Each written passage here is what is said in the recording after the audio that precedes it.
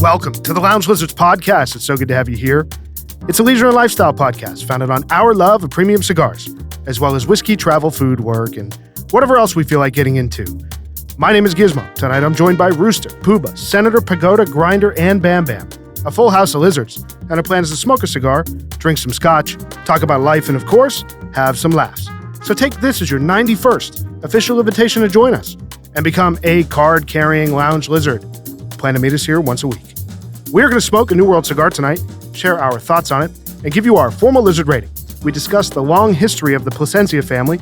We learn about a Woodmaster named Billy. Senator and Pagoda detail their recent travel abroad, and we celebrate Bam's birthday, all among a variety of other things for the next 90 minutes. So sit back, get your favorite drink, light up a cigar, and enjoy as we pair 12-year-aged GlenAllachie Scotch with the Plasencia Alma Fuerte Generation 5 Salmones. A Salmones tonight from Nicaragua.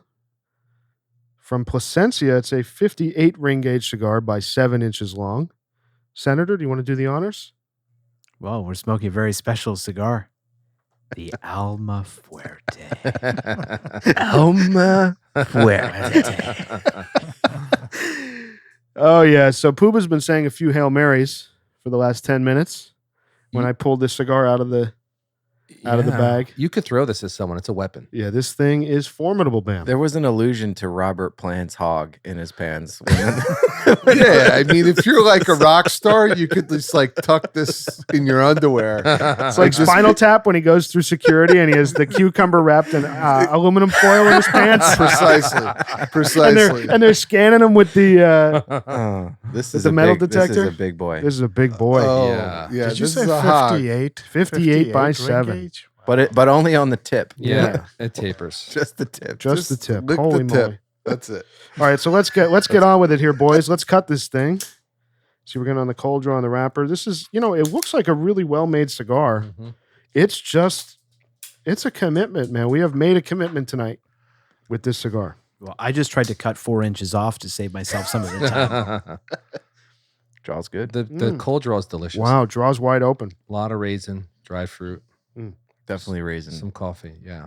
Yeah, I will say for something that's got like this figurado shape where it gets really narrow at the end, the draw is really open. Mm-hmm. Yeah. So it starts at 58 is at its largest here at near the foot before it tapers down to the figurado shape. I would say up by, where you're actually drawing the cigar at the head of the cigar, it's probably closer to like a 49, 50 maybe. Yeah. And then it tapers down to 58 and then into the figurado. So it's an interesting shape. And then for being 58 ring gauge, the mouthfeel is certainly more palatable to me than it would be if it was just a straight 58. It's not a jawbreaker. No. So I'm going to be very curious to hear how this cigar changes across each of you and what your perceptions are. If it changes if it changes at all, like this is something that's so different across as you're smoking it, you're going to have some variability or not. Sometimes I've had these cigars and it's the same all the way through. Getting a very distinct note on the cold draw. I'm getting raisin and dry fruit. Yeah, dry fig. Yeah, Fig's good. I got the fig that's too. good. Yeah. Fig Newton, strong Fig Newton. We call that out a lot. This is a Nicaraguan Puro. It's certainly no exception. So, all right, boys, let's light this thing. The Plasencia Alma Fuerte. The Salmones. Now, can listeners take a drink every time he says that? Yeah, they're going to be hammered. Yeah, And they may need it. by the time we finish this episode in 4 hours, with the size of this cigar, very reminiscent of lighting the Padron 80th. 80th, the Figurado tip. It's going to flare open as it burns. We'll see how it does. It's very pleasant. The key I will say with a figurado for the listener, because we smoke a lot of the Padron 80th, sometimes when you light it and you start to draw, it actually tightens up the draw. Just happened, yeah. And you're worried that it's plugged or clogged and people will clip more off. The thing with the figurado, you just got to trust the process. That's true. Just take puffs. It's going to feel clogged, but after you get through maybe a quarter or even a half an inch of ash on the cigar, it just opens wide up. So Beautifully. just stick with it. Yeah, that's true. Wow. It's pleasant, isn't it? Pretty good on the light. Yeah.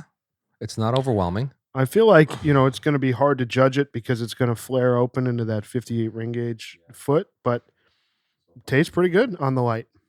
What are you guys getting? the anxiety you get before like an earthquake.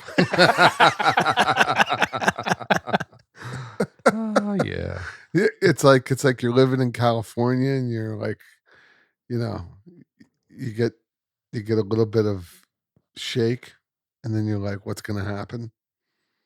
You don't know. I got to say, it's pretty damn good. I Yeah. will say, yeah, it's off to a tasty start. I'm just getting a lot of like raisin and cocoa, which are flavors I enjoy out of a Nicaraguan Mild. cigar. It's mild now. So here's a question, Senator. You and I were on Rooster's Deck a long time ago. We had one of these. Puba was too. Puba, That's was where he? he had his first one. I'll never forget that. Okay, day. yeah. So that cigar was absolutely different than this cigar. They must have remade it.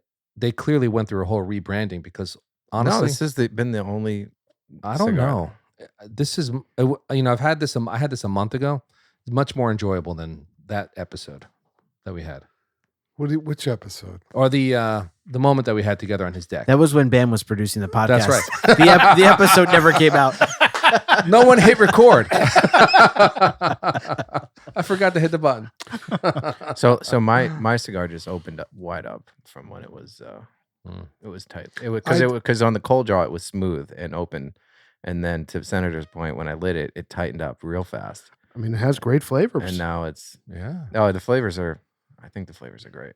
No, I really, this is just important, the Figurado point on just how to smoke these, because it really pains me. And I did the same thing the first few I had where I didn't really know what to expect. With a Figurado, you have an open draw and then it tightens up and you think something's wrong and it's not. And it pains me because I just watch sometimes guys light a Figurado and it closes up once they light it. So they light the hell out of it and are just burning the wrapper, and you just really got to just be patient. Or they clip it. Yeah. I've seen guys clip the 80th. Yeah. You know, the Padron 80th. It's just a cigar that, you know, if you're going to commit to sitting down and smoking this, it's a commitment of time. You need to be patient with it as you light it, as it opens up. Puba, I'm talking to you. Yeah, kidding. no, I mean, I'm kidding. This is where you go like, well, like, how's life going? Every single one of How's us your has life? taken the footband off, except you, Giz. Yeah, I that's because I was going to talk about the band. So there are 3 bands on it. The foot band says Alma Fuerte.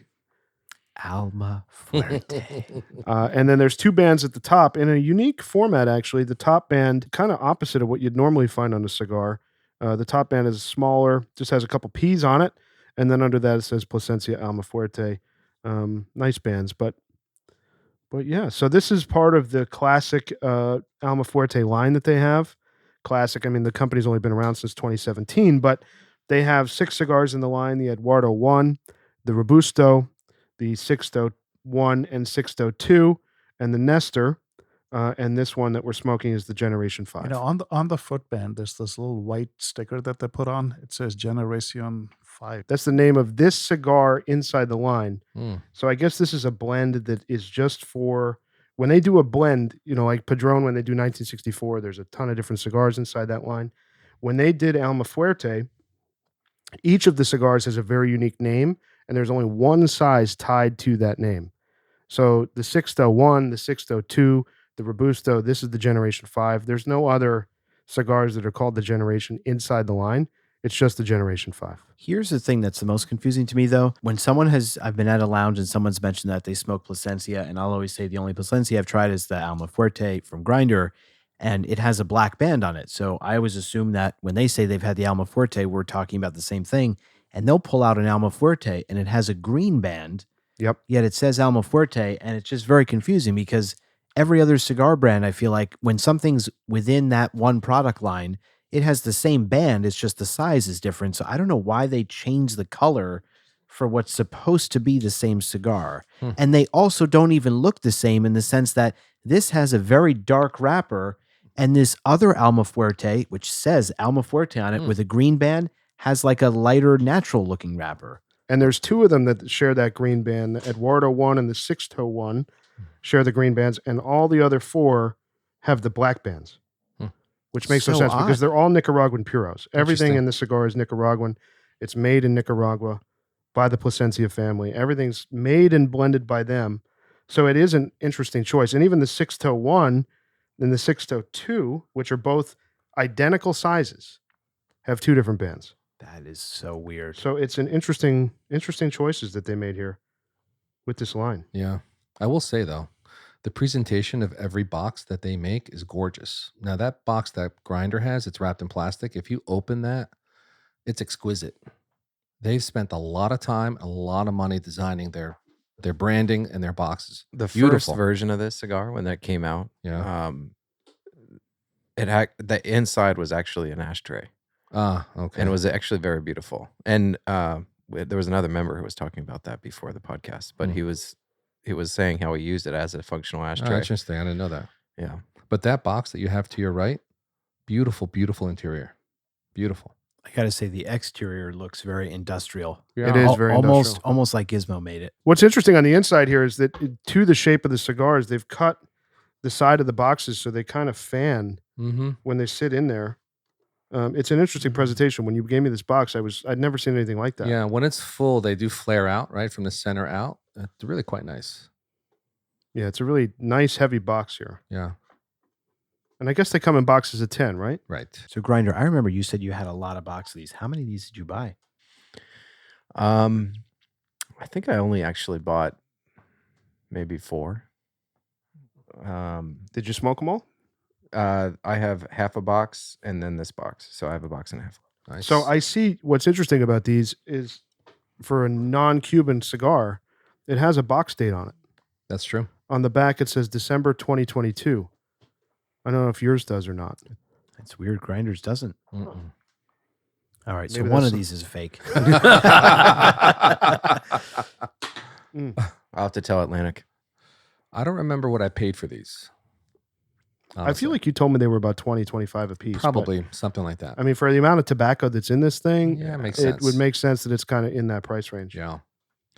You guys getting odd burns? Because mine is pretty wonky right now. Oh, well, I Mine's think burning it's pretty good. Pretty good. Burning pretty good. The shape itself makes it burn. And Mine's starting to open up like nicely, but Mm-hmm. I mean, the only thing I will say, again, to my point earlier with the Figurado, you do have to smoke slowly at first. Mm-hmm. Right there it's with a you. delicious cigar. It's very good, isn't it? And for the size, I mean, you would think like Puba, thinking that it's going to knock you around. I mean, it's not doing that. No, it's not a nicotine bomb yet. You do get a mustiness, like a barnyard, like a musty flavor. Earthy. It's Earthy, earthy. yeah. A little Earthy, bit. yeah. A bit, yeah. I think I like those flavors. That's Yeah. yeah. Well, you are the petrichor man. I think the mustiness comes from what they say is a 10-year aging process on all of the Alma Fuerte cigars. Interesting. Wow. So there's tobacco in here that's 10 years aged or Wow. has been aging for 10 years in some capacity or another. Maybe like wine vintages, maybe they're combining, older tobacco that's been aging and younger stuff to make the blend. Who knows? But components of this are definitely, you can taste the age. I will say we'll get into our pairing later, but just take a sip of what we're drinking and then take a draw of the cigar. It's nice. It really accentuates the flavor in a good way in Yeah. the cigar. It is pretty good. Let's talk about it. What do we have here? So I'm not at all super familiar with this, but I can't wait to hear the the pronunciation. GlenAllachie 12-year. GlenAllachie. GlenAllachie?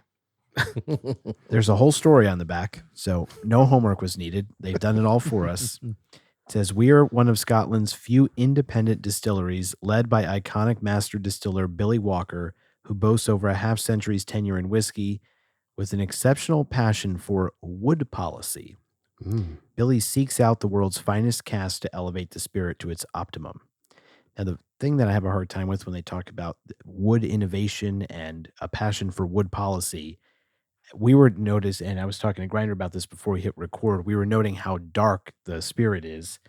And we're looking on the cask. I think Grinder said, like, is it aged in a port barrel or something? And what's really bizarre for someone so passionate about wood, nowhere on this box that has tons of text does it say what type of wood cask this was aged in. Yeah. Not good. Very bizarre. Now, why would that be? Is that like does Industry anybody else secret? do that? I don't know. Yeah, so like the Marketing. Balvenie double wood says half of it's aged in sherry, half is aged in American oak. Some will just say it's all American oak. They usually tell you. I don't know why this wouldn't be on here, but it says each cask held within our 16 on-site warehouses is frequently monitored and re-racked into different cask types until Billy deems that the perfect balance between distillery character and influence from the wood has been achieved. We proudly present the GlenAllachie 12-year old at natural color which they emphasize even on the front of the box. And I have to assume because it's insanely dark. It is. This looks like an aged cognac Yeah. even in the bottle. Oh yeah. And the thing I'm most surprised by, it says at strength of 46% alcohol by volume, which when you drink this doesn't taste higher than 40%. So I'm actually surprised by that. Well, you do have ice in your glass. I tried it neat first, and it was fine neat. Yeah, I'm having it neat now. I'll probably keep it neat. I like this. The finish I love. On the front, there is a burn, but the finish, I'm getting plum and honey. There is a burn, though, up front. Yeah, it's a little hot for me. Yeah. Try it with a little ice. Yeah. I have mine with ice. It's very good. Mm-hmm.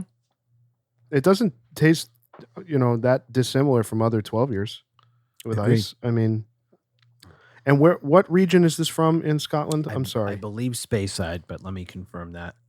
Yeah, Speyside. Okay. Pooba, what are you thinking about this? I don't love it. All right. It's very sweet.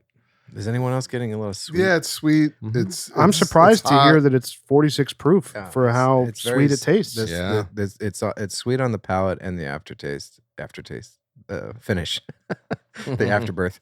No, I think it's a reasonable Scotch. I think it actually, with the mustiness of the aged tobacco, it kind of adds like a nice balance to the cigar. And it kind of like coats your mouth a little bit, which I like. And that sweetness just really kind of ties in the musty flavor of the cigar. I agree with that. And I think like love, hate, or fall somewhere in between on the Scotch. I do think it pairs well with the cigar in the sense that this is a very full flavored Scotch. Like honestly, one of the like darkest Scotches 12 years we've ever reviewed. And this is a very full flavored cigar. So I do think that it holds up to that.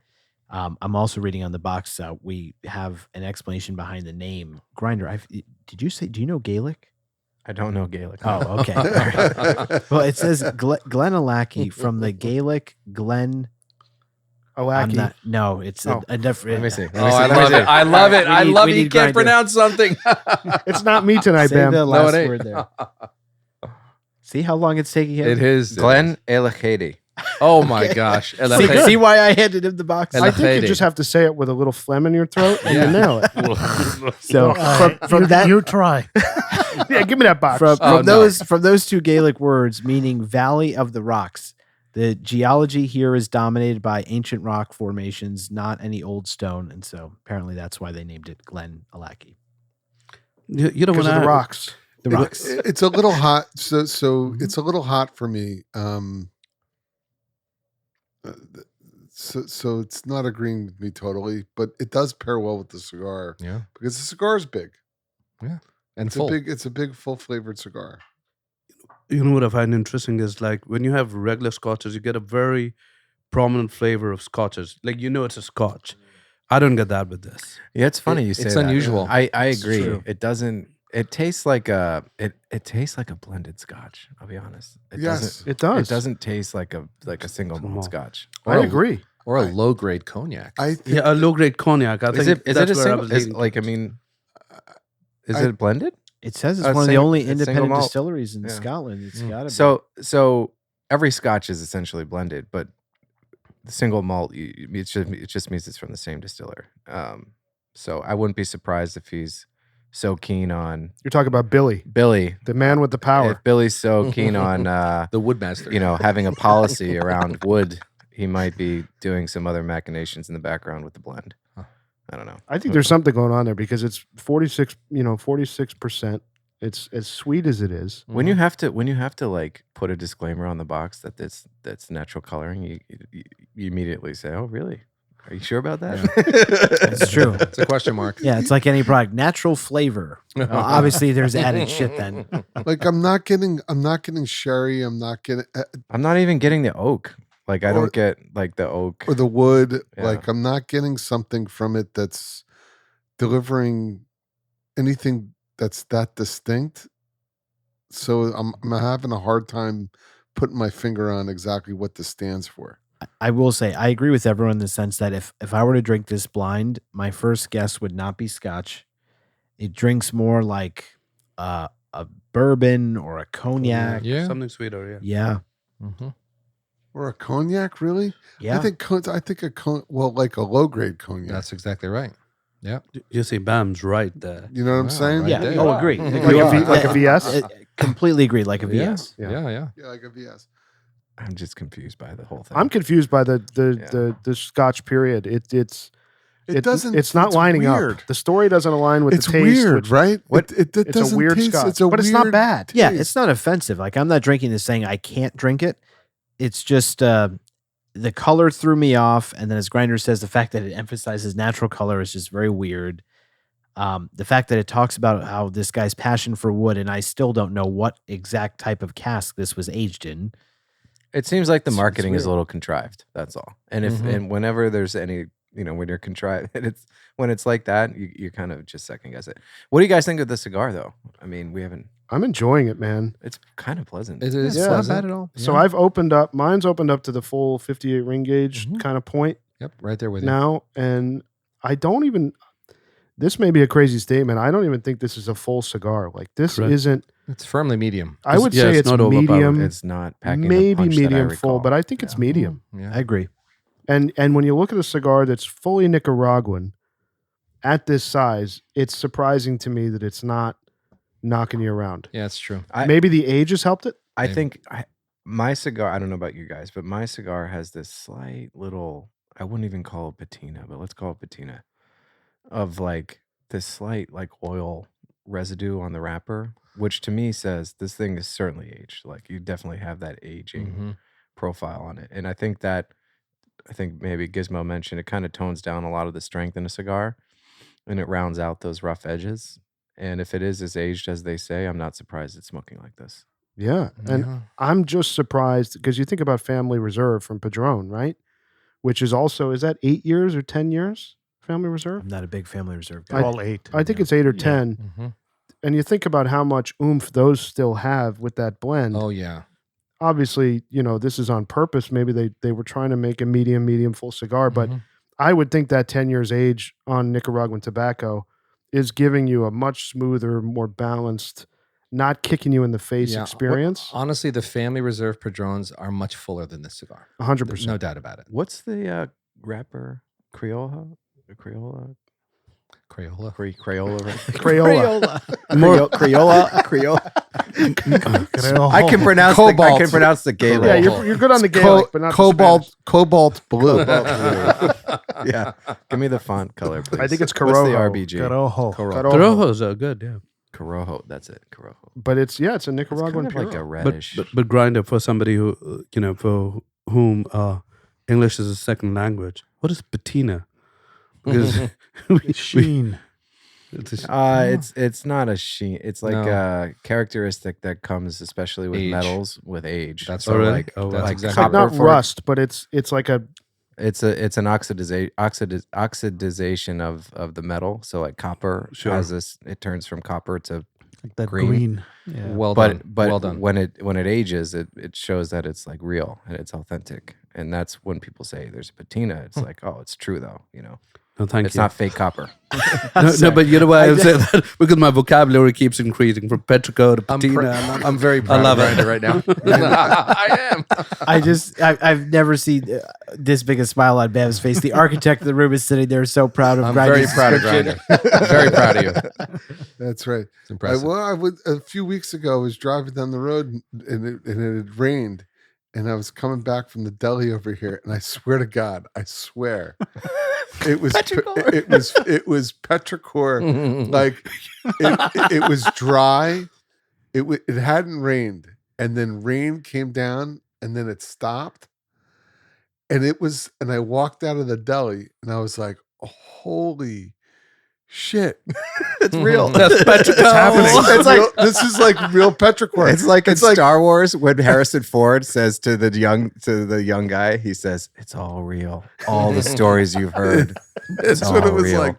I go, oh my God, this is petrichor. By the way, I kid you not, this Friday we were driving to Montreal, and on the way it started raining pretty heavily. And, we had stopped by Schroon Lake or something on the way there, and you could really smell Schroon, maybe, yeah, and you could smell And like in our language, we would say "Khushbu beanie beanie." We were just talking, we were just laughing, but it's really petrichor. And I'll tell you, we talked about petrichor for literally a few minutes because a lot of my buddies listen to the podcast, and it was just funny. It's great. It was so real. It is real. I had texted the group. I'm like, I'm really actually in real time experiencing this, but it's fleeting.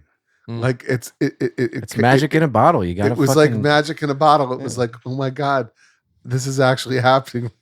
Breathe it in. I would say it's magic in the bottle too with cigars. It's not a flavor note that often, but when Grinder tastes it, Wow. It's special. only Grinder tastes it. So I don't think there's much petrichor in this, by the way. No. There isn't. We were just talking. I'm glad you clarified. I thought I was getting it. No, there's no petrichor in this. This is the paddock at Belmont in terms of earth. Barnyard. This is Notes of horsefoot pooba. yeah. I mean, Horsefoot. Right. I mean, no, not a bad thing. It's a lot more deep earth than fresh. Yeah, it's earth and cocoa. I think that's what I'm getting like right now. I'm getting a lot of spice, a lot of like spicy, like cinnamon spice. I haven't reached there. Okay, baking spice, I'm with you, but not like regular spice. Not Cinnamon. That's spice as a general term. Cinnamon, nutmeg type. Exactly. Yeah. I get that on the retrohale of this guy, on the finish and on the retrohale. That's where I get it. Exactly right. And it's unusual because the only part of the scotch that we're drinking is for me on the very end of it, where I get a little honey and plum. The rest of it's tough to drink. The front's brutal. I could not tell you what plum tastes like. I don't think Really? I've had a plum in like since I was like 3. Plums are great. Yeah. I haven't had a plum in a long time. Now, Like that orange center. I am having it neat. I won't put ice in it because I want to continue that. Because I know No, you really should put. I would say serious. I would it's think you're gonna- dramatically better with Yeah. ice, and I actually get some like cocoa on the finish of the really scotch with ice. I'll take some ice. Because I would say, dude, Cocoa when you on the finish. when with you say the rest of scotch? it's not palatable, Bam, Look at Puma. the chaos that just ensued. What the hell's going on? here? Cocoa on the finish with the scotch. He's in disbelief. I think that's a little egregious, but No, it's not because I'm deadly serious. Macallan 12. If you notice very faintly on the finish, you'll get dark chocolate. No, you will get on the Telling Macallan you, 12 for yes. sure. Which is very dark in color like I'll this. give you a little bit. It has a little bit of a dry finish with some ice in it. I'll give you that, which kind of can lend itself to some cocoa. But there's something with this scotch that's weird. I would say this though, It's not a scotch it's for me. certainly weird, but Bam, I think what you're going to find with ice in it, Okay. that it's not. I think it's totally drinkable, and I think it's totally serviceable. I think without the ice, certainly at 46%, Okay. the way that Billy makes this thing, Billy. You know what's funny though? Yo, if you took Billy and like Kirkland Manufacturing and put them head to head, I'd like to see where this racks and stacks. we're going to find out tonight. He's not wrong. He's not wrong. I don't know. I don't know what Billy has done, but this doesn't taste like scotch to me. It Doesn't doesn't taste taste like like whiskey. scotch. I'd rather say that. So I think that's when you have everyone in the room, they'll be like, is this actually a scotch? Something is, to use the word, weird. Something's off. Something's Weird. odd. Yeah. The thing that's bizarre is people really pursue this. The only reason, I mean, we've done so much scotch. This is probably the hardest thing for us to find new scotches. So actually, Yeah, I'm we're gonna deeper. start- We're deeper in the Scotch aisle than we've been. Yeah. So I'm going to start with a call out to all lizards that are listening. Please send us scotch recommendations that we have not done because we've done so many. And the only reason I picked this up when I was just buying a ton of random stuff for us to try, I've seen guys post on like Facebook groups and other things we're members of a photo of a cigar with this bottle right next to it. And I looked at it. I said, I've never heard of it. I've never seen that. There are no words on it. Sorry, Bill O'Reilly reference. And I just had to buy it to try it. And it's very different than anything we've done. Now that I've put ice in it, for me, the middle is more enjoyable. I'm not getting anything on the front or the finish at all, but the middle is actually quite nice. Without the ice, it was all finish for me, and I was desperately looking for something at the end, but it's not bad with ice in the middle. So no more plum and honey? No, it's just there actually is no front there's no it's a little, I'm not going to use the word muddled, but I'm not capturing anything specific. I got exactly what you're saying Yeah. when I first put ice in it and I tried it. Mm-hmm. And then I just let it sit for a few minutes and I forgot about it. I was smoking the cigar and it's Mhm. weird. As it sits and I guess a little more of the ice melts and Mm-hmm. something happens, I got a much more complete experience. So Interesting. just give it a few I minutes will. and I'm curious All right, then cool. what you get. Yep. I'm going back and forth between this is weird, this is odd, and then when it hits my palate the right way with the draw of the cigar, I'm like, this is pretty good, You and know- then it gets weird again, and The stick itself, the scotch Oh, I the see. scotch with the Mm. cigar. The cigar's been very, very good. it's very good. This is the winner so far tonight. Yeah. Out of the two. Yeah, the Scotch doesn't have a finish that's It's not there. it's not there. But you're right. Like in the middle, it's like kind of okay, but it's confusing. It's very. That's why Mhm. when you asked me before, and I was like, I didn't even know what to say because it was just it almost doesn't taste like a traditional Scotch to me. There's definitely that Scottish like malty flavor that is part of the DNA of a lot of Scotches, Pooba, and I'm missing that DNA right now for sure. Yeah. Like the taste of Scotland. I'm not getting the taste of Scotland right now. It's not an awful drink though. No, it's not. No, It's not by any just means. it's just so much sweeter, It is pretty and sweet. it's like, I mean, usually I don't drink Scotch with this much oomph in it. So I think those things together, and then the odd marketing is just kind of puts a bias in my mind that I can't dispel. Yeah. Billy. Billy, come on, Billy. Why are you doing this to me? Why? Can I ask a question? Billy uses select wood from his backyard. Can I ask a question? The If Woodmaster. you're making scotch in Scotland, why not call him William or Mm. Will? Why are we calling him Billy?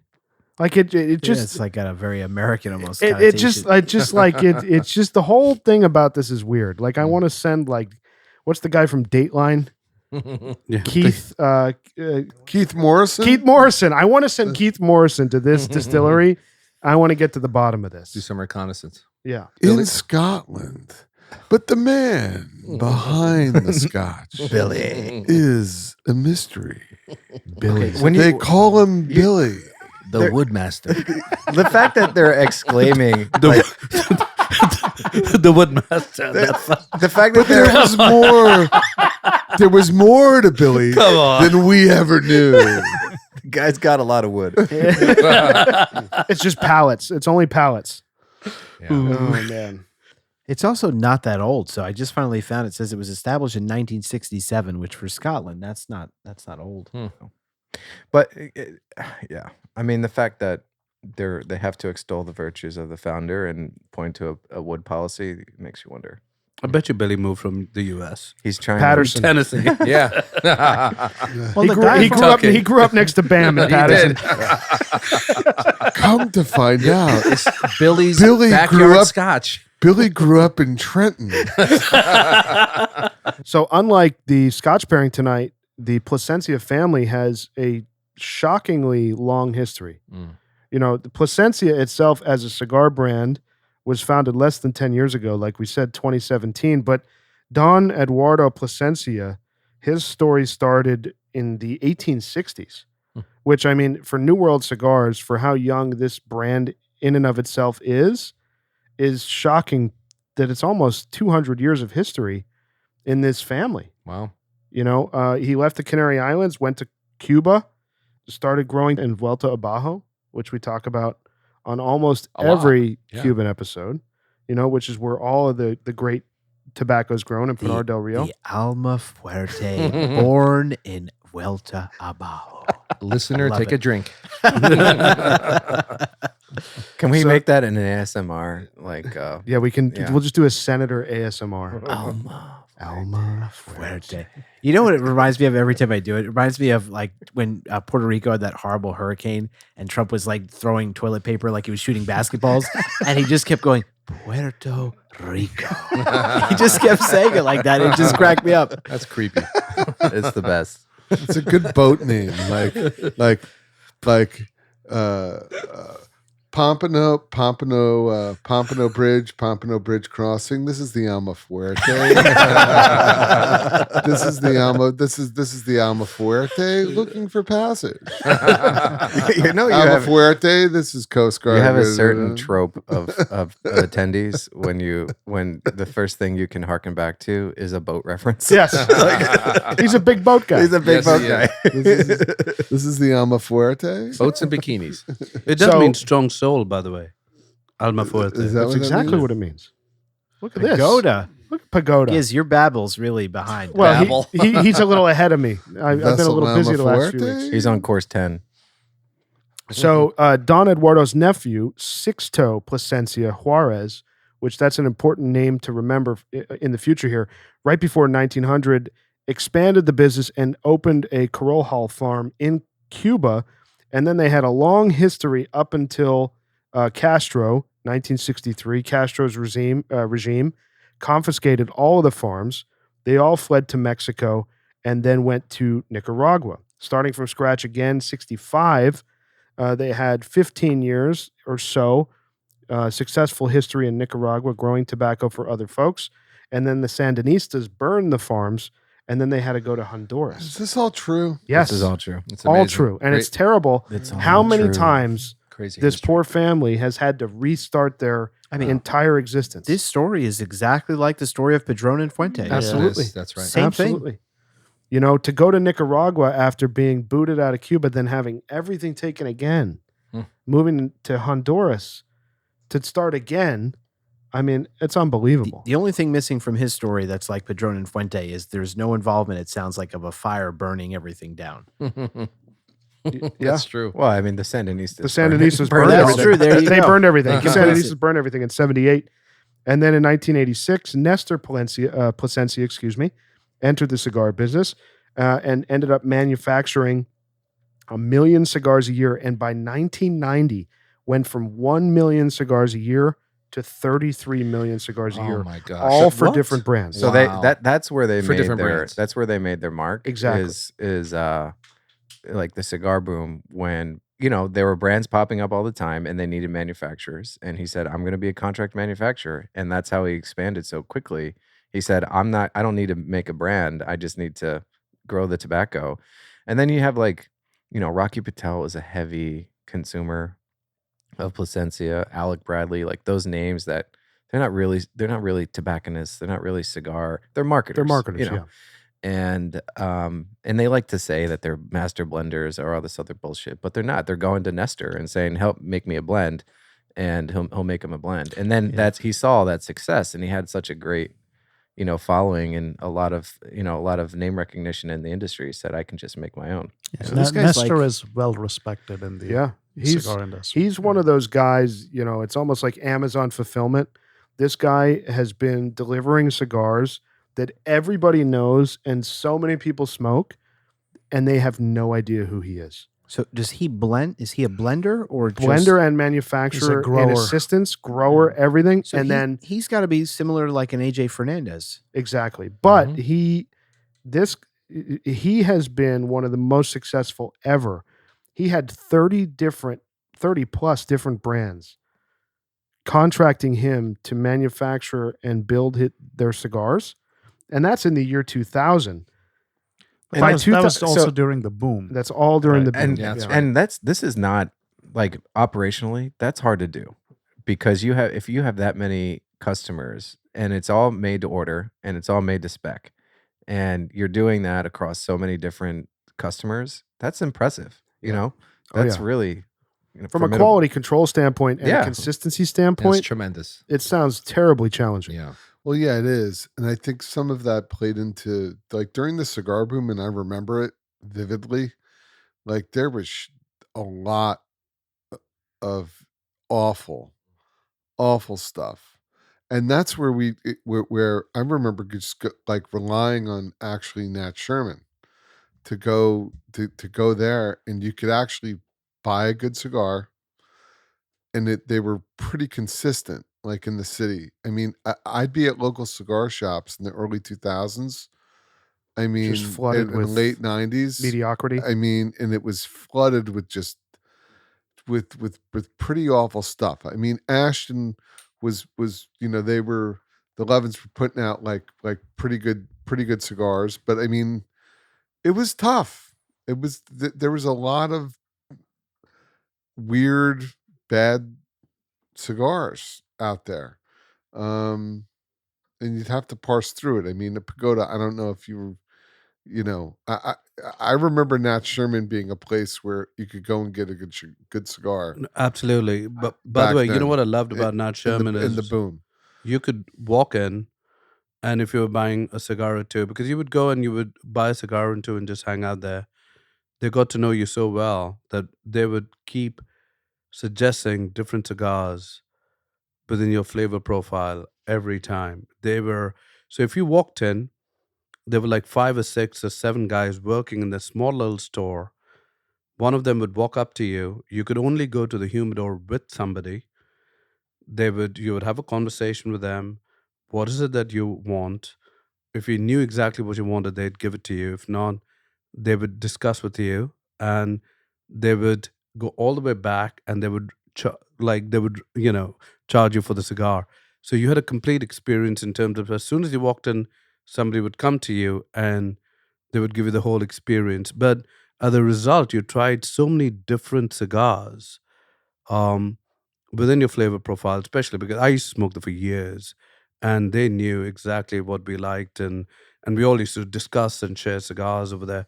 It was a great place for sure. I wouldn't be Really surprised if is Nat contracting with Plasencia? I mean, are they making their own cigars? Or Well, now it's Ferio Tego. Yeah. Ferio Tego. well, I don't know. I'm not sure. I don't think Nat Sherman used Nicaraguan tobacco. I think it was Dominican. And Plasencia was predominantly Nicaraguan tobacco. and so- Honduran. Yep. Yeah. Yeah. Yeah, that's right. So to that point, by 2015, I found this fascinating. Plasencia became the largest grower of tobacco in the world with 6,000 employees, You're kidding me. 4 Wow. factories, 8 Incredible. plantations in Honduras and Nicaragua, producing over 40 million cigars a year. Unbelievable.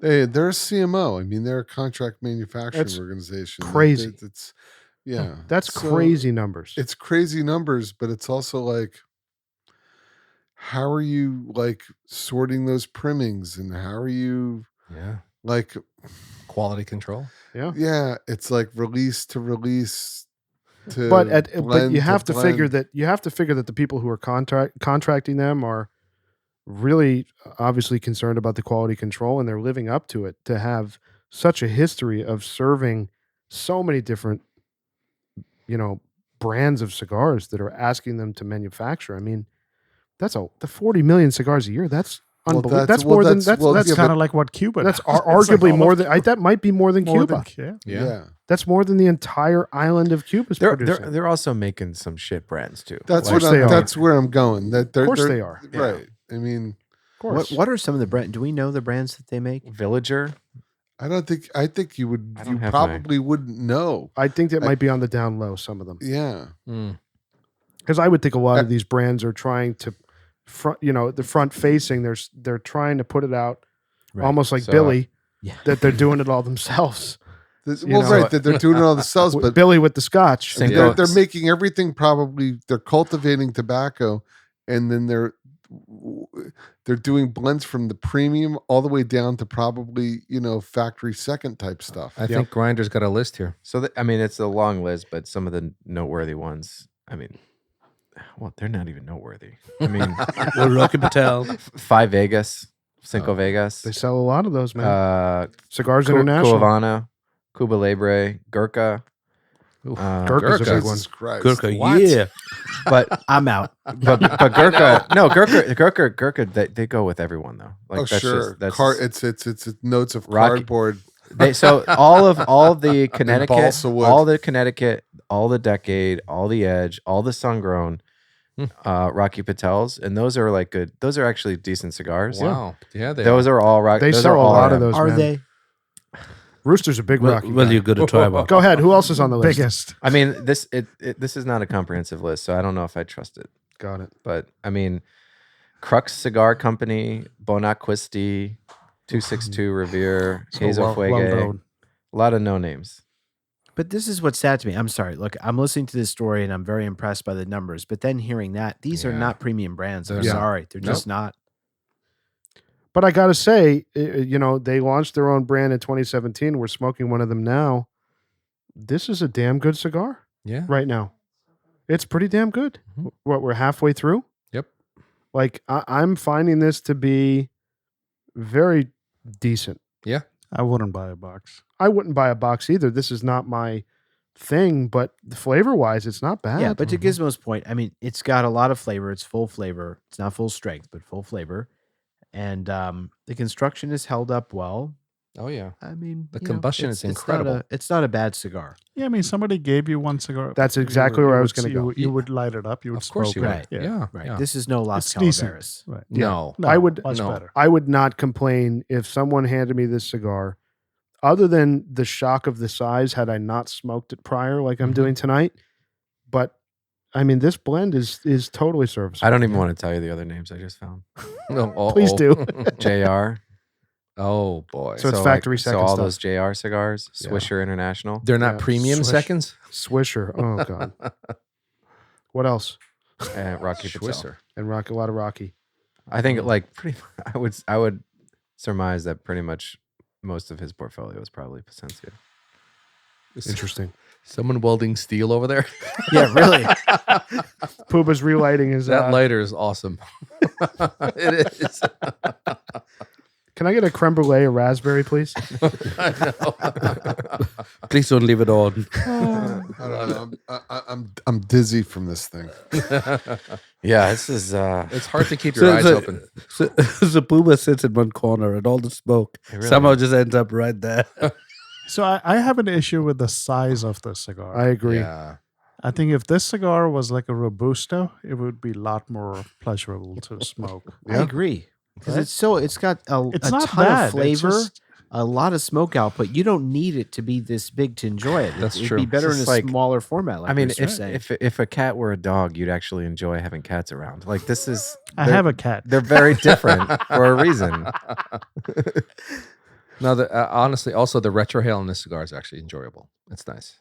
Yeah, I don't think you'd have this kind of flavor. Not that this is a It very is. noteworthy flavor, but I don't think you capture it in a Robusto You don't 'cause- think so? because it's different size. I mean, it dictates so much of the flavor Well, profile. I mean, of the cigar. if you're gonna make a cigar this size, then the flavor should kind of change.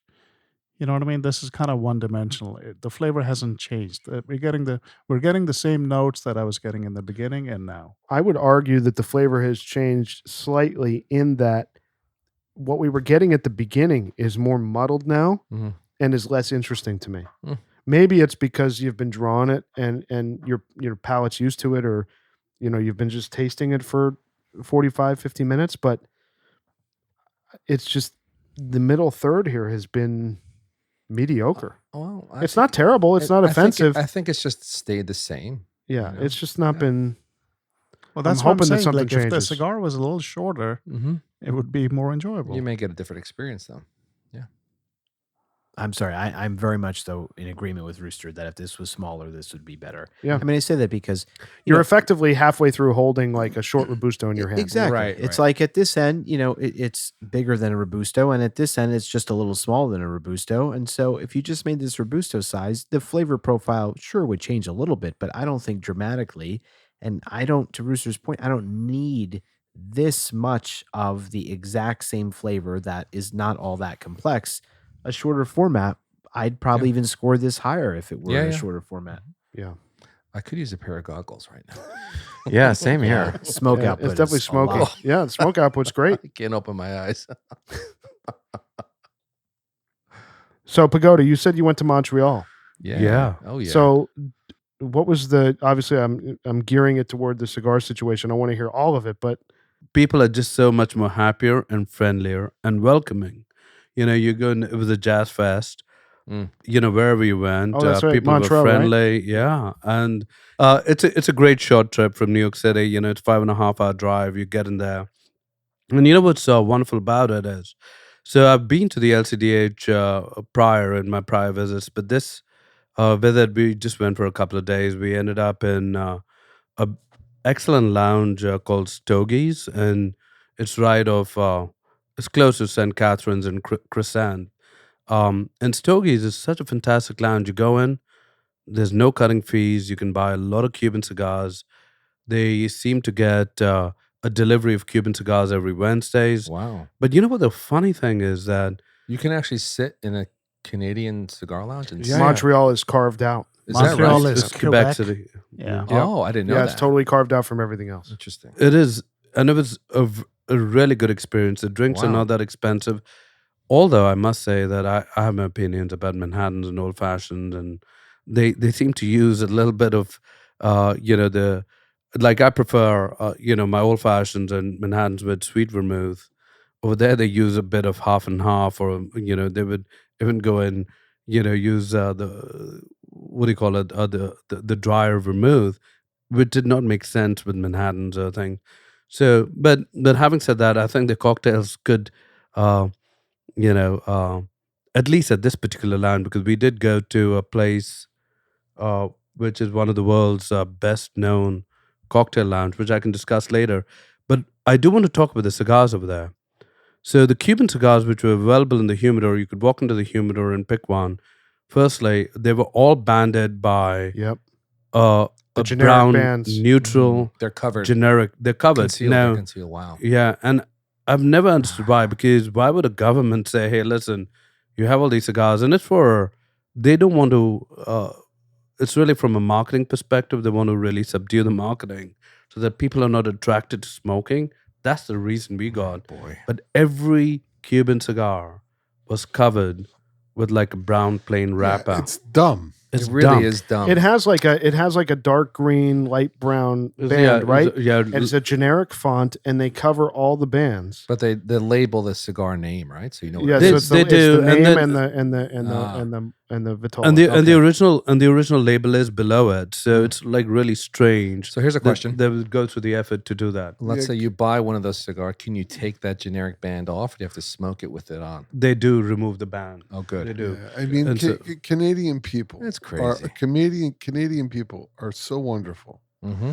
They are really wonderful people. However, the government, and you can quote me and print it, is absolutely completely crazy. The amount of resources that are going into just doing that, I was like shocked. That's I was What's like, crazy? Do you know what's crazy about it is they make Habanos do it prior to import. Oh, really? Unbelievable. Oh, And wow. what that's done now is, and this is going to be a setup to a question for you, is it's actually cut down the number of Vitolas that Habanos is willing to import into the country.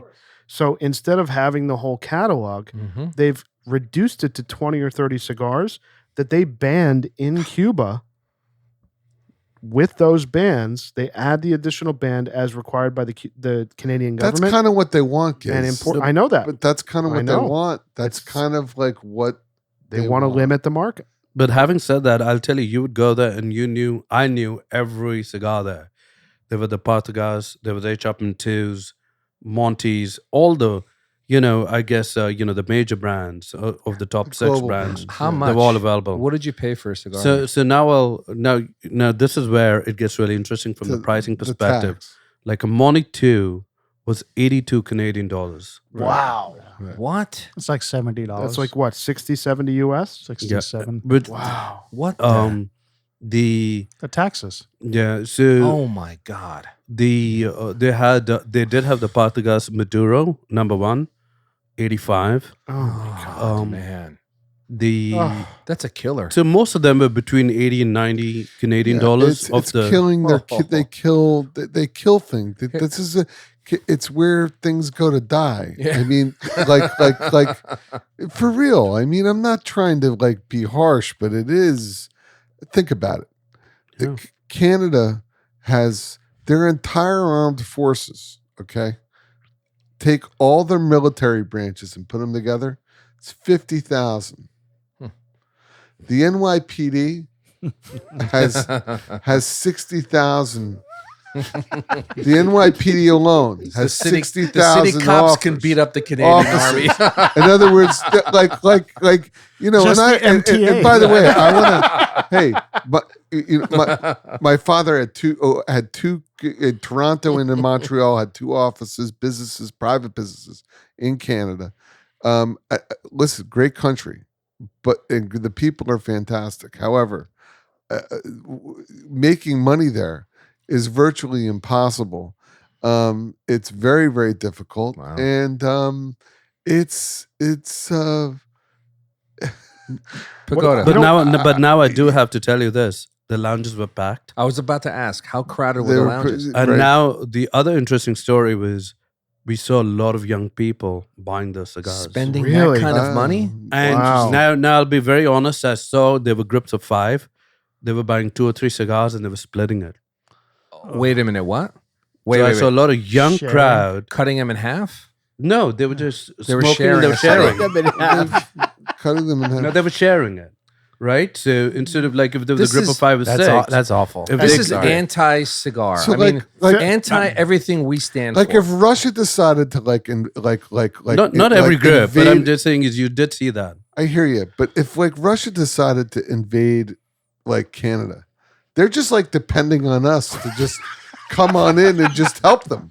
It's almost like they're grubbing on us. Like my whole It's I'm true. not I trying mean, you're to not be a wrong. dick, but That's it's like the whole point. okay, you're only gonna have 40, 50,000 But people in your military. It'd completely be underfunded. Just to know but that if anybody if it was Red Dawn and just you had people parachuting into your country and ships rolling in, who are they coming to? United States, baby. but that's the point. You want an ally who's dependent on you. It's genius, I guess. So here's my thing. But- what's but I interesting? don't think it's fair to us. Well, I think what's I think interesting about your experience is that you had the best experience that you could possibly have in Canada as far as procuring and smoking cigars. Because outside of Quebec, you can't smoke anywhere in public at any time for any reason. Even if you're sitting in your driveway, it's a Really? problem. I didn't know that. I have Canadian friends through the hobby here, through the podcast that I've met. These guys smoke in their garage and they're like nervous that a neighbor's going to report them Oh my for goodness. smelling smoke. My goodness. This is lunacy. It's lunacy. This is It's a country. It's crazy. And it's like, so to hear what the experience you had, despite the prices, I mean, that's obviously a mark in the positive box, but most of Canada, I mean, it's terribly prohibitive. So I do have to tell you that they did have a lot of Nicaraguans as well, and they've also covered. So they change even the boxes and they put them in really bare minimum boxes. In fact, Cardboard. they were telling us that a lot of the cigars come in these packs. You know how you get these 10 packs without a box, Yeah. and they'll just place them. That's what's happening over there. The Nicaraguans and all were around 30 Canadian, so there was a little bit of affordability there, but I think people just gravitated towards the Cubans regardless because people like to experience that. But the lounges were packed, meaning it was busy. I have a lot of question. women, lot of women smoking cigars. wow. That's great. That's Wow. the other thing. That's great. I have a question for you on Nicaraguans and Dominicans. Did you see most of the brands that you would reach for? Did you see Padron? No, Did you see Plasencia? Did you see Davidoff? What like no, there were Fuente? there were none of the premium brands which we smoke over here, but Interesting. there were a few that we obviously recognize. Well, you mentioned Upman 2s and so on. That's pretty So, premium. so by the way, the H. Upman 2 was probably one of the cheapest Cubans over there, what? around 55 or 60 the bucks Upman 2 was. Canadian. Yeah, That makes no sense. And how much was the Monty 2? Money 2 was 80, 82. 82, 80.95 actually, maybe. That is or crazy. 81.95. That's crazy, man. Smoke better young. I don't know. I don't know, but they say, but I asked them, are you selling cigars, right? And the guy said, yeah. Meaning you'd be surprised that they get shipments every Wednesday to replenish their stock. What bums me out for Canadian lizards, right? Is let's say you're a fan of a certain Partagas or a certain A Marca. H. Upman Sarah Cuban Marca, yeah. cigar, like the 898, like those cigars are just not being imported to you anymore. And if you, for some reason, decide to buy them from a private seller and import them, just like Miami coming in or shipping into Miami, they're going to find those cigars. You're going to pay the 2 or 300% import tax on them, and you create like this situation where it's like so prohibitive to not only get but to pay for the cigars you want to smoke. And by the way, Cuban cigars are legal there. Here we are in the United States where there's an embargo and it's illegal, and we can get them for nearly a third of the price. We're very fortunate. No, we are. Although I do have to say, we went to a bar called the Cloakroom, which is one of the really well-known, bars for cocktails. It's like there's very small seating, like only 25 seats. But over there's no menu. You go there and you say, "Hey, listen," the guy comes to you. He asks you, "What are the flavors you like?" And he'll make something for you and bring it back. It was fantastic. Yeah, the food there is really good. The food was great. And the people are just Friendlier. they're so friendly, and the people are so fantastic. And but some of these rules and regulations are just I think over the top. Well, I'm glad you had a good trip, Pagoda. No, thank you. Yeah, Despite it was everything. excellent. Yeah. And I think the lizards should go down there like for a weekend. It's a great weekend trip because there's really good food. I'll bring my own cigars. There's good cigars. No, and by the way, so you can bring your own cigars and no cutting fee. Wow. So I must say that. That's good. That's great. Now we're the drinks are cheap, right? And I think the Canadian dollars are around 130 or 135, 140 to $1. So it's significantly cheaper for the Americans anyway. Yeah. So, boys, we're in the second half now of the Plasencia Alma Fuerte Salmones Generation 5. What are you guys thinking? It's leveled off. Yeah, mine's taken a turn for the better. Yeah, this point. It wasn't never bad for me. It's kind of leveled and it's coasting right now. There were about 2 inches of it that were kind of for me, but it's definitely definitely in the better direction now. Okay. Yeah, I think to Gizmo's point, the first third was very full in flavor. The second third, the start of it, the flavor is getting muddled. And then now it's kind of picked up to being more pronounced.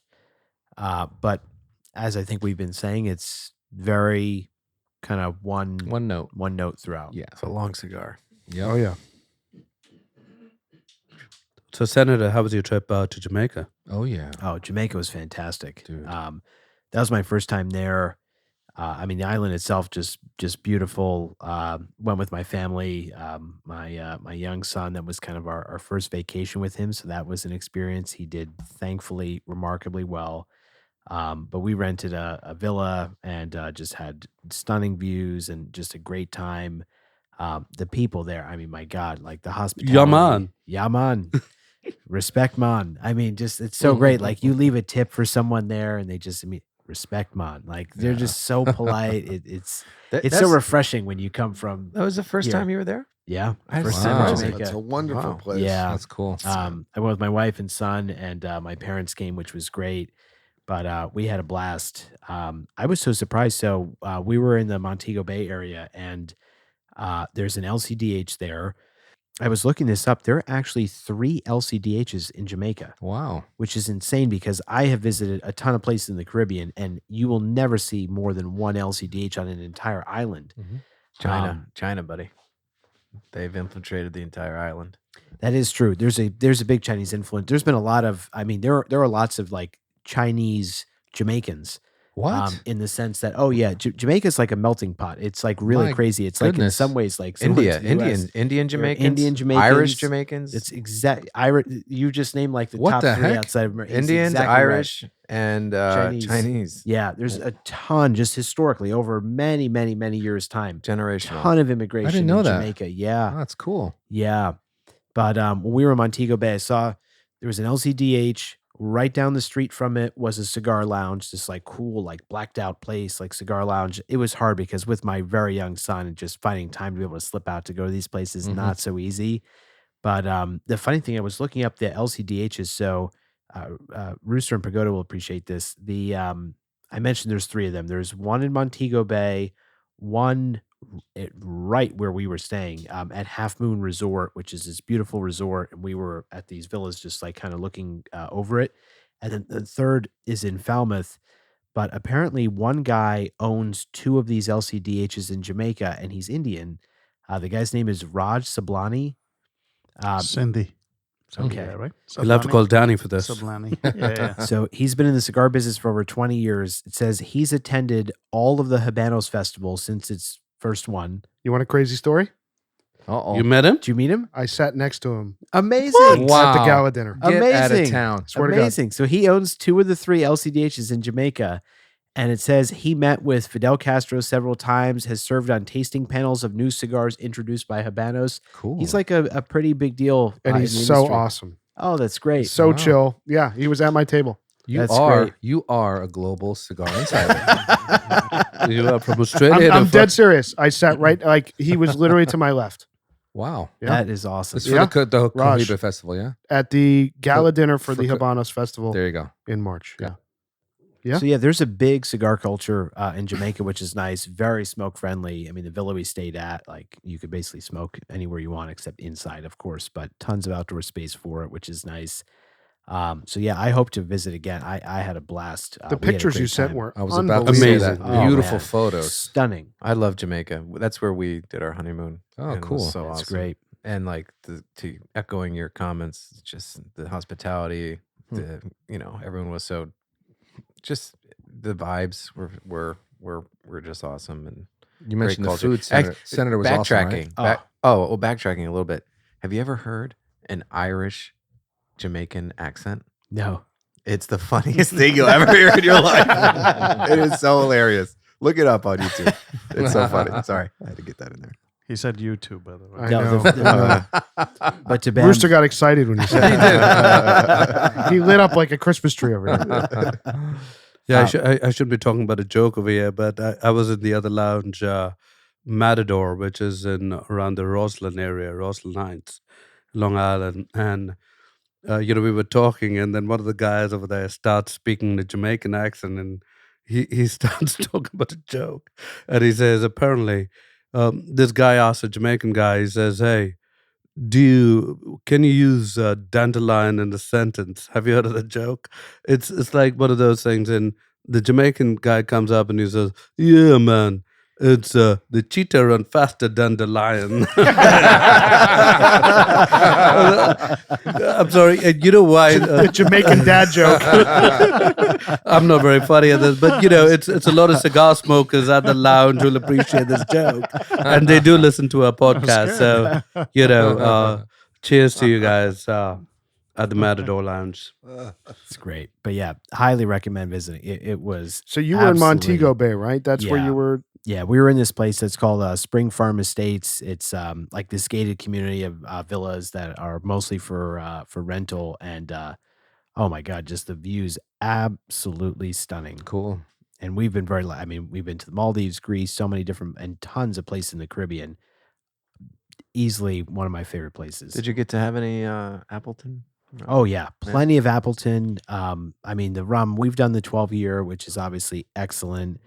And then so Jamaica rum punch is a very popular drink. I love rum punch. Oh, it's great. It's one of my favorite Me too. drinks. I hate it so much. Come on. Oh god. I Oh, mean, you've it's had just bad. Oh, rum I punch. love it. no. It's just the rum. It's just they use dark rum in the. No, Yeah, not in clear. Jamaica. It's supposed to be No. clear. So they use 2 kinds of rum. So a Jamaican rum, but every island has their own rum punch, but like real rum punch is Jamaican rum punch, and it's 2 kinds of rum.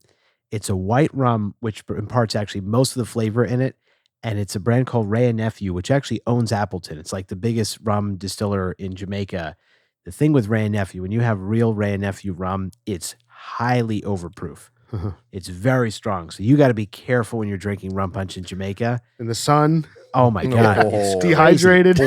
so they do Ray and Nephew white rum. I'm getting sick. and right then Yeah. a little. Can somebody get Grinder a bucket, please? and then some Appleton aged dark rum to smooth it out. Mm. And then everything else that obviously goes into rum punch. But Ray and Nephew is kind of the secret. And you'll get tuned up very fast. I like it. And the Blue Mountain coffee. Oh my God, the coffee is incredible. So Did you bring any back? So no, and I'm an idiot because I didn't want to say it, but go ahead. number one, Blue Mountain coffee is absolutely incredible. And it's so funny because like, you know, all these hipsters that are, you know, big on these coffee shops and stuff here. Rooster. He's pointing to Rooster. I love it. And it's like, It's you know, many true. years ago, all of a sudden it was like Blue Mountain coffee was like this big discovery. Like it, you know, it's like anyone that's been to Jamaica or any of these places, like Blue Mountain coffee has been a big thing for a very, very long time. It is the thing about Blue Mountain coffee. If you like a nice, like rich flavored coffee, but super smooth, there is not an ounce of It's not bitterness acidic. at all. Right. At all. It's so smooth. Wow. I even, because I mostly drink decaf, I'd gotten a decaf Blue Mountain coffee.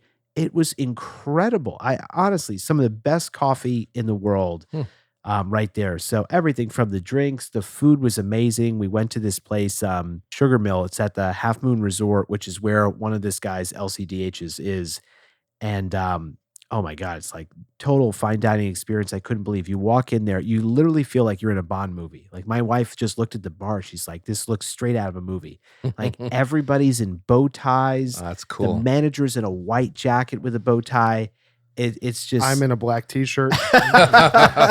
it's like super high end, and it's built on this old sugar mill, and it's all outdoor seating. Just the food was incredible. We had a really great time, so I can't recommend it That's enough. awesome. Cool. Good for you. Oh yeah. So I got to ask you a question because we talked about Cuban coffee when we did our Cuban recap episodes. How would you compare Cuban coffee to Jamaican coffee? So Cuban coffee, I would describe as stronger than Jamaican coffee. Jamaican coffee is much smoother. I think like Cuban coffee is meant to be drank in small quantities, and like Jamaican coffee, you could drink like any time of day. It just, the versatility is much different. The strength varies also. The Cuban coffee, you know, like you said, it's typically espressos. Yeah, double Cortados, cortado. Yeah, yeah. yeah. And it's more acidic. Mm. It The is. Blue Mountain coffee is very little. It's not so acidic, smooth. very I mean, smooth. man, I can't it's just delicious. So when you were smoking cigars, what were you pairing with it in the morning versus at night? So in the morning, always coffee. So I'd have coffee and like a QD50 or like some small Partagas. In the afternoon, you know, some rum punch, or I was making painkillers, which if anyone's been to the British or U.S. Virgin Islands, the drink was created in the British Virgin Islands at a bar called the Soggy Dollar Bar. St. John. No, the British Virgin Oh, Islands. the British. Okay. This is, I think it's in Tortola? Joost Van Dyke. Oh, okay. And it's a Soggy Dollar Bar because basically, like the way most people come to visit it, you have to take a boat in. So, like, we had chartered a boat from St. John in the U.S. Virgin Islands out to BVI. The boat pulls up. You swim to the bar, which is on the beach. I That's like pretty that. sick. So, That's like, awesome. and you can only pay in cash. So, like, literally, like your Wet dollars cash. are Wet dollar wet. bills. It's like wet. So the Soggy Dollar Bar, everybody rolls up with That's wet money. cool. And they created the painkiller, which is dark rum, pineapple juice, orange juice, creme de coconut, and fresh grated nutmeg on Oh top. my God. And they use Pusser's rum. That's kind of how it was created. On St. John, Cruzon is usually their rum because that's distilled in St. Croix. But I was making Jamaica with Appleton 12, and oh my God, it was incredible. See, the problem is the soggy bill, whatever it is. Soggy Dollar Bar. Soggy dollar. The problem is swimming back to the boat after 7 painkillers. You're not gonna seven.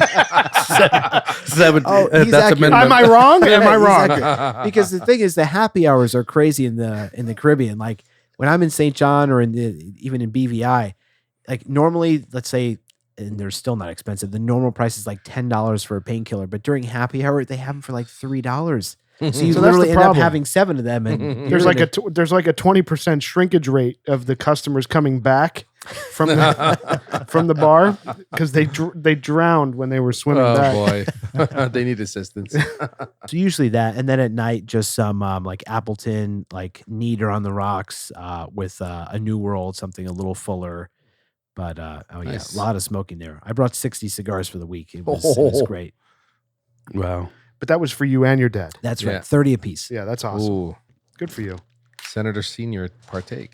Oh yeah, And Did you this have is any this is jerky? your homeland as well. that's right. Yeah. That's Yeah, right. man. I have Jamaican heritage. Yeah. That's right. Did That's you have any excellent. jerk chicken? Oh yeah. Oh my God. So we had it was a fully staffed villa. So we had like a staff of 6 for everything. It was a butler, chef. He was slumming it, maid, Bam. I know he laundry, was. driver. It was incredible, and the chef was awesome. Oh my God, the jerk chicken, incredible. Wow. I love Incredible. jerk flavor, like seasoning.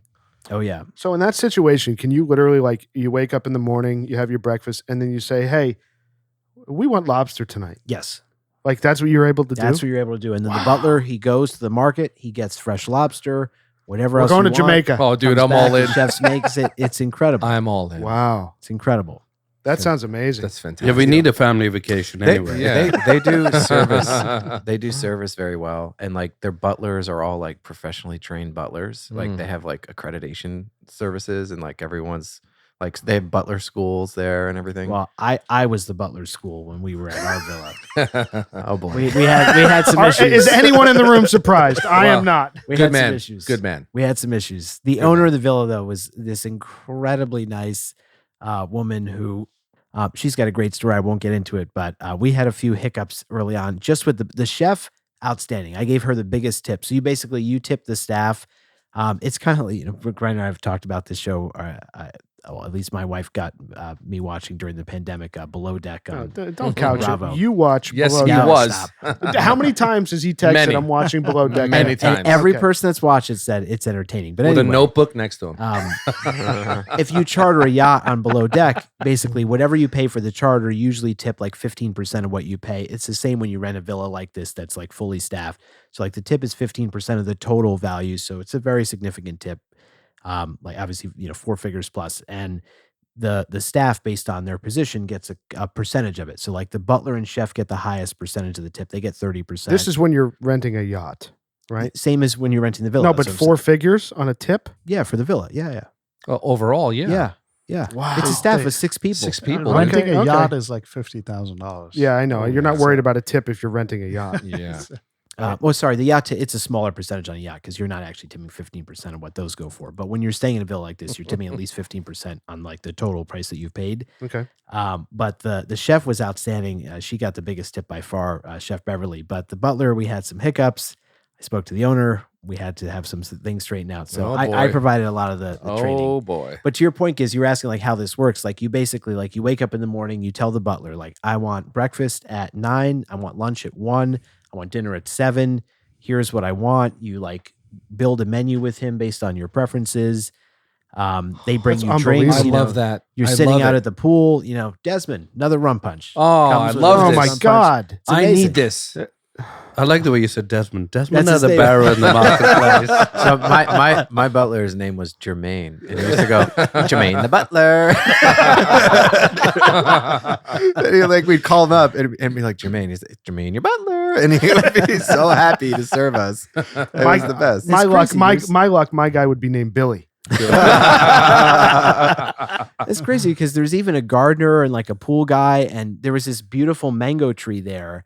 And he was telling us, he's like, oh man, he's like, the guests that were just here the week prior, he's like, all these ripe mangoes were just falling off the tree and they were serving with breakfast.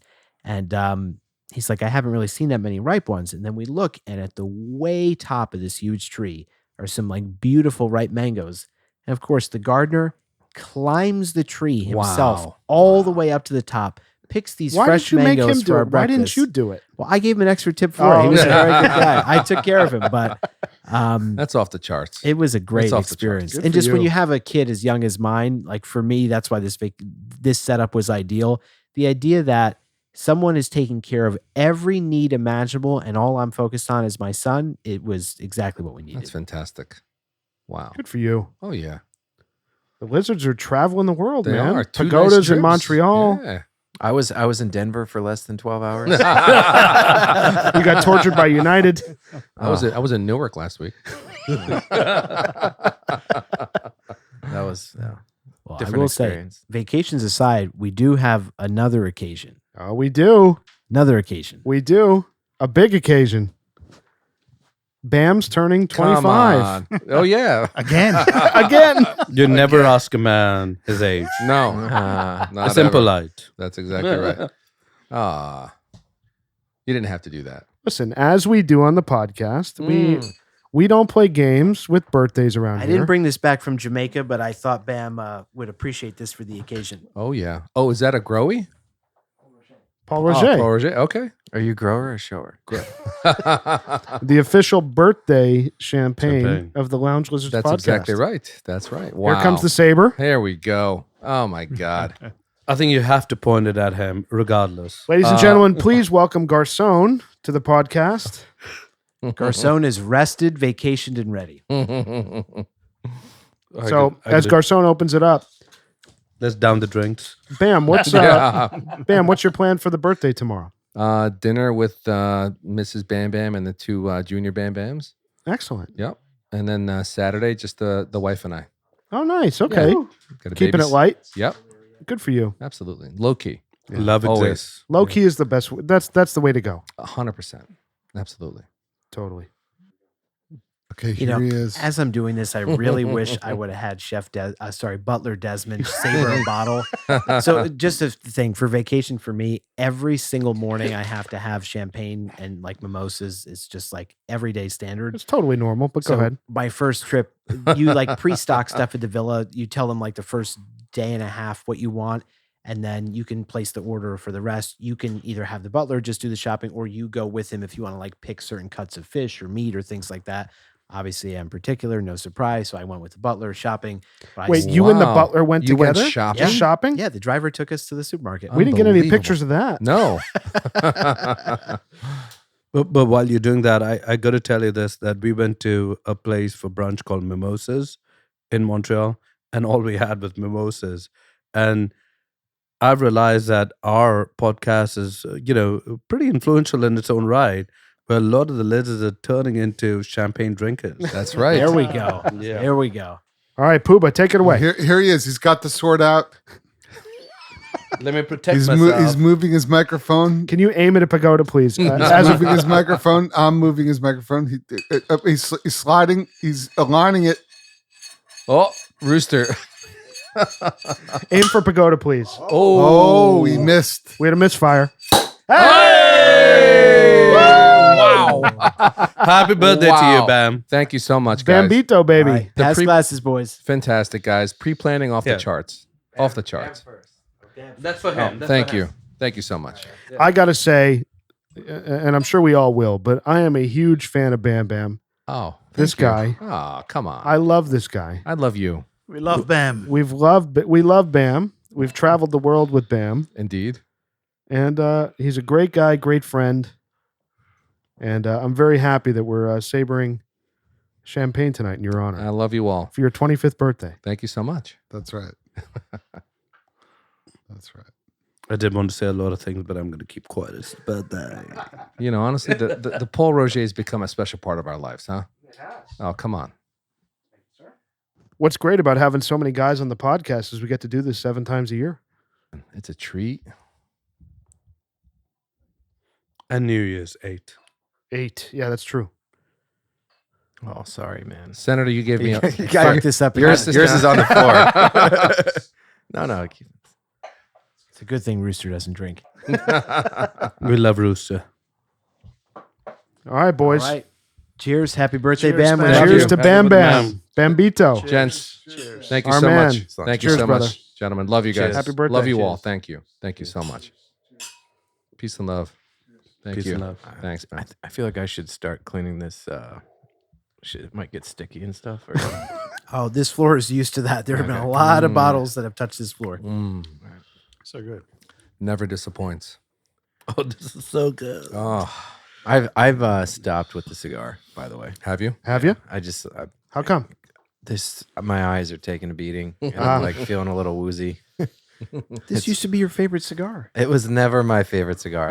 Let me You just. literally handed this to me once and said, "This is my favorite cigar. You have to try it." I remember that. That is a lie. That is What? That's a patently fact. false. What? I never said it was Oh, my boy. favorite No, cigar. he likes the Octagon. I said Octagon. I said I like the cigar a lot. It has very unique Okay, flavors. then you said one of my favorites. I promise you, you said it was one of your. I'm not. favorites. You're qualifying your own words here. I never said it was. You what- used the word favorite. I've I didn't never even want to used- smoke it. I just never you said it was one of used your favorites. The only reason I Alma smoked it. Fuerte and favorite in the same sentence.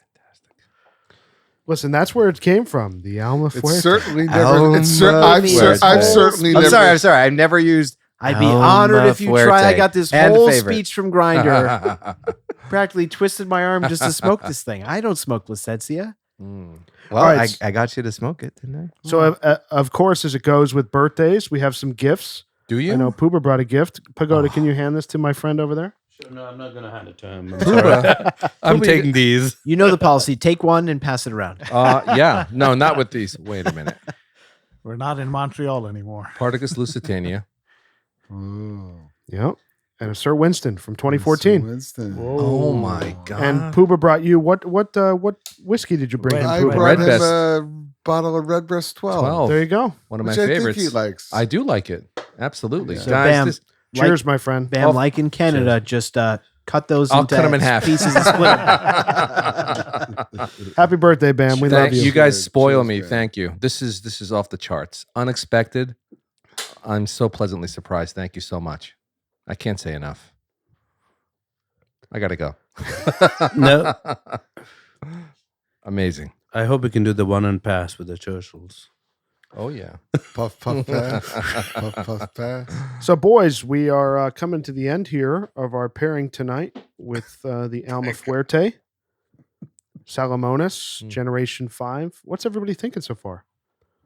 I'm enjoying the cigar. I'm pleasantly I'm well into the last third here. Yeah. Couple inches left. Like, it's totally working for me. I don't hate it. What do you guys think? No, it's good. It's good, good. but it's just too big. Well, yeah. Yeah, I don't hate it, but I don't Yeah. love it. I think when Rooster made the comment about the size of the cigar, for me, it sums up my experience. It's just because it's very one note and very one dimensional. Like I couldn't even pick out I couldn't get 3 notes out of this. Like It to me, gets it's like very 2 notes. boring after a while. So that's the thing with that size. That's a with good way only to 2 put it. notes, I get bored and tired of it. How long have we been smoking this now? What's I the mean, time? we're in- 4 hours. Oh, We're like an hour and a half in. that's a substantial cigar. Yeah, and I mean, It's- I feel like I'm smoking it fast. Mhm. And had it not been for the conversation and your birthday and everything else, like I don't think sitting in a lounge that this is a cigar that I ever want to have again. Yeah, it's not maybe it's not the size, it's just that it's one dimensional, that it doesn't change much. So if the size, even if it was this size, but if it kind of changed, you would enjoy it more. It's a very smokable cigar, though. Oh, it definitely It's is. a I mean, we smokable, are yeah. smoking it. Yeah, So, and there's But the size I do think is important in this sense because because there- it's one dimensional.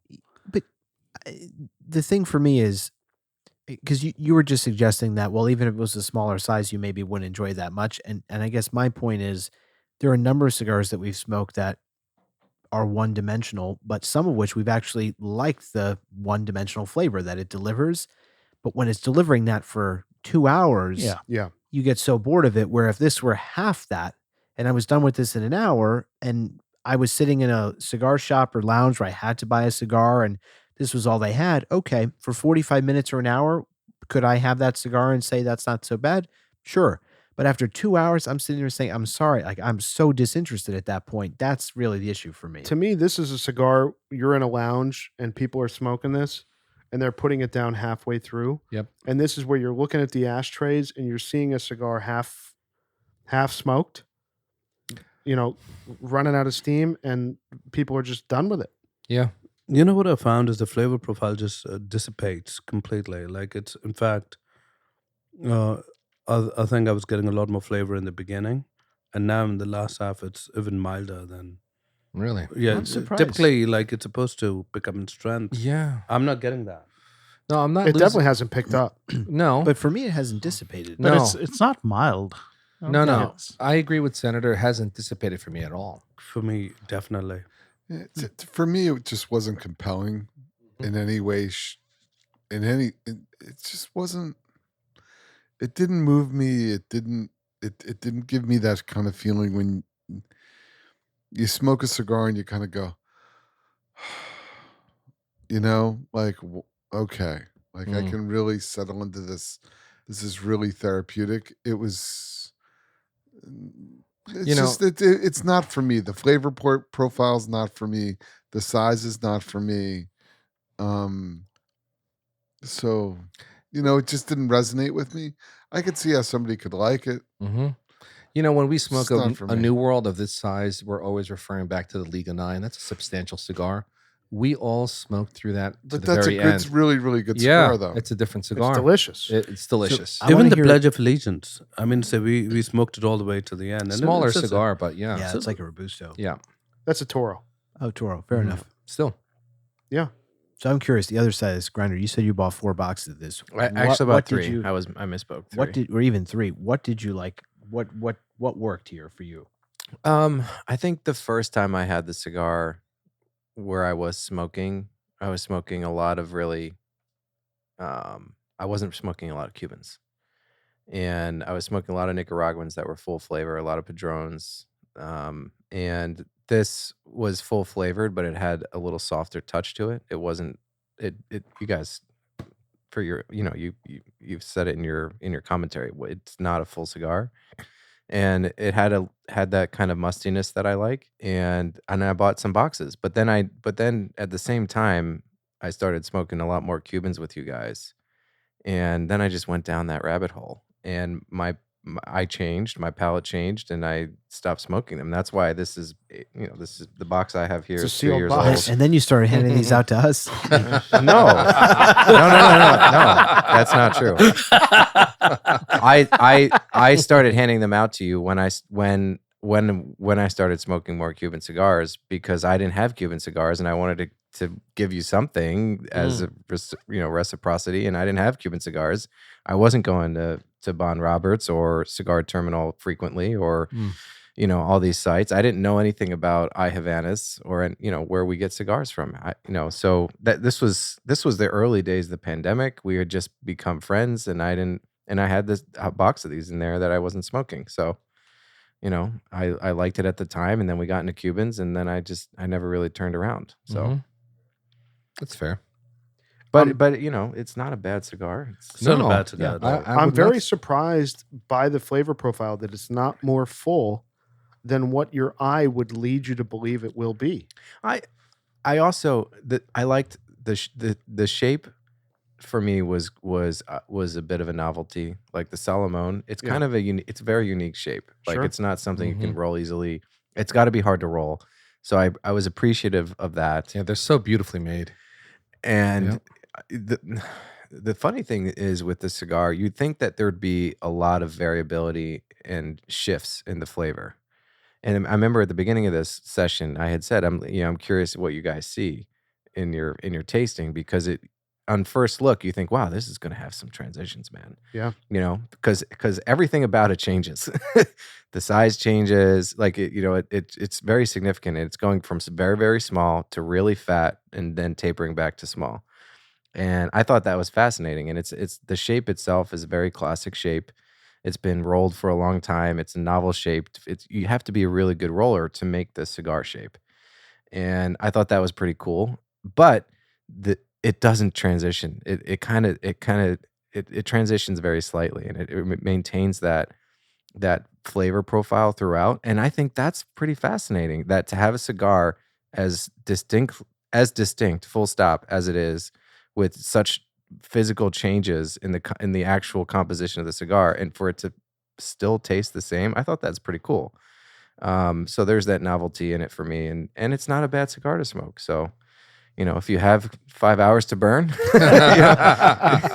you can sit around and smoke your cigar and drink champagne and call it a day. I certainly wish it transitioned more. There's no question about Right. that. Yeah.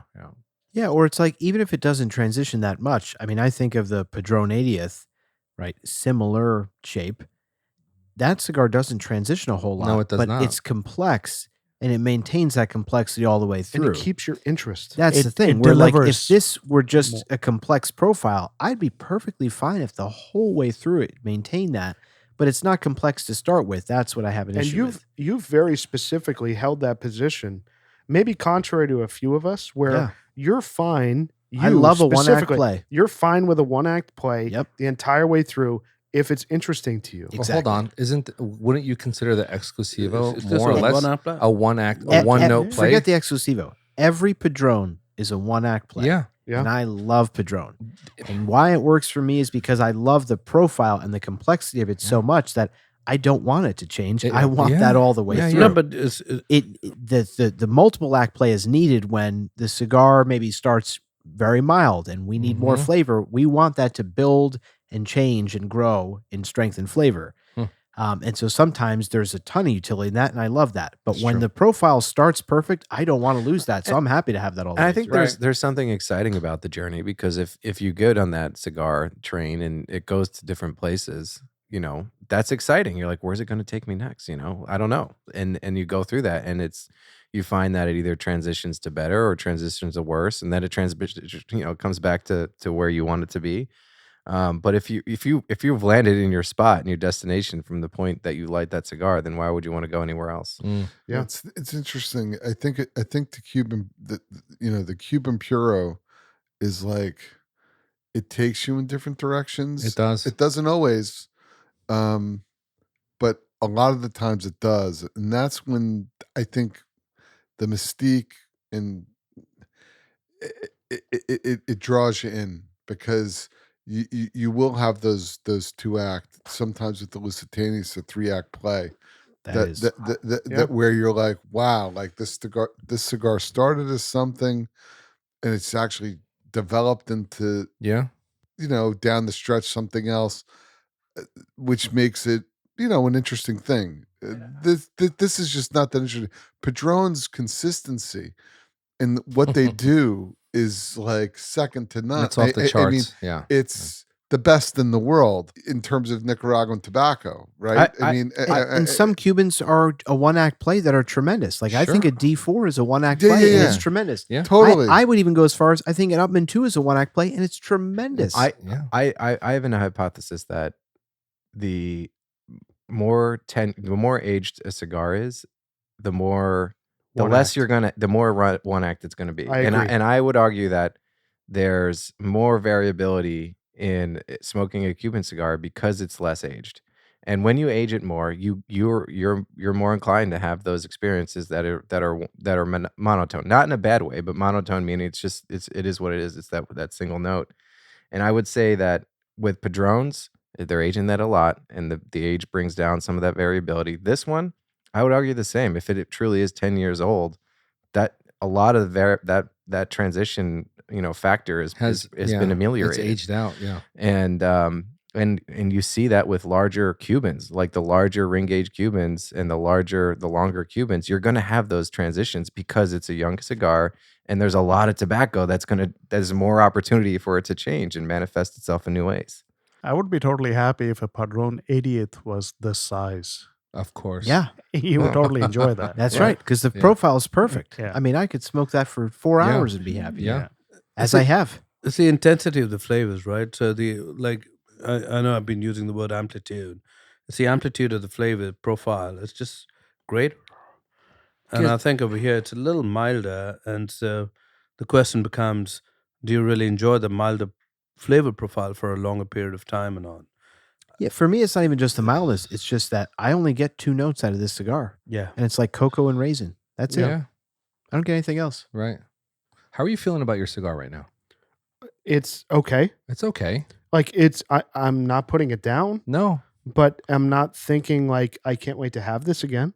No, that's true. Like it's not bad, but I'm not like rushing out saying not a bad cigar. I need to get a box of these in my humidor. You can't say it's a bad cigar. There's a reason this thing still has cello on the box. Course. Like I'm not pulling these to smoke these, And plus this is a commitment. Yeah. This is a time commitment.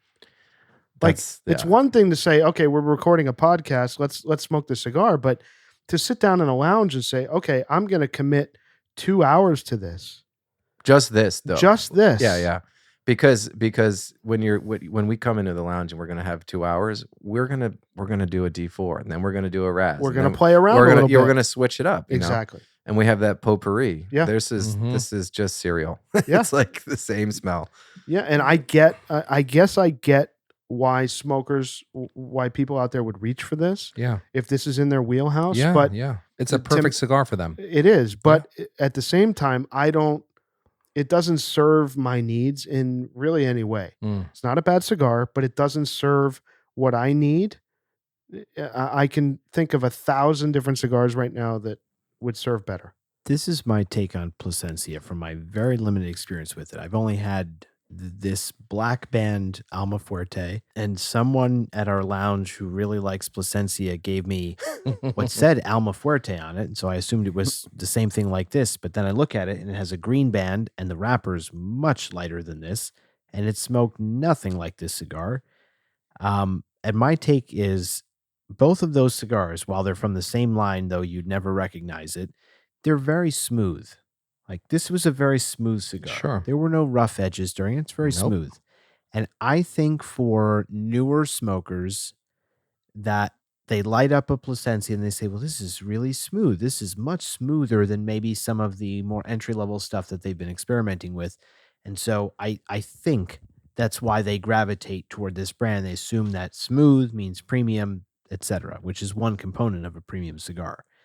The funny thing is, having that other green banded Plasencia, it was even more. This had 2 notes, that had 1, and it was just cedar. Really? And that was like a cedar. Robusto, right? Yes, it would, or it might have been a Toro. Okay. And it was just straight cedar, smooth, but just literally 1 note. And I struggle to understand, like, from a flavor perspective, why folks would be that excited with this. So the only thing I can think of is if you're a newer smoker, you have this and say, well, this is a far smoother delivery than I'm used to. And so maybe that's kind of not kicking you around. Yeah. No, it's not. And it's a substantial cigar. So when you're in a lounge and you're smoking this, it's got a different feel than a shorter little Vitola. Yeah, you're lighting 1 cigar. You spend 2 hours with your friends. You go home. You're happy. Exactly right. Right. But if you're out on your deck and you're just chilling, I guess not a bad. That's also a good application, right? For 3 hours. When I'm on a deck, I'm And on like deck they for say 10 on hours. Shark Tank, and for that reason, I'm out. I'm out. All right, boys, let's rate our pairing tonight. The GlenAllachie. Okay. GlenAllachie? What was the... By the way, I totally forgot about that after the champagne. You know what? He's absolutely right, by the way. Yeah, the champagne ruined that. It actually energized my smoke, and I wanted to just keep puffing because of the champagne. Yeah. Honestly. And Paul Roger always wins. It does win.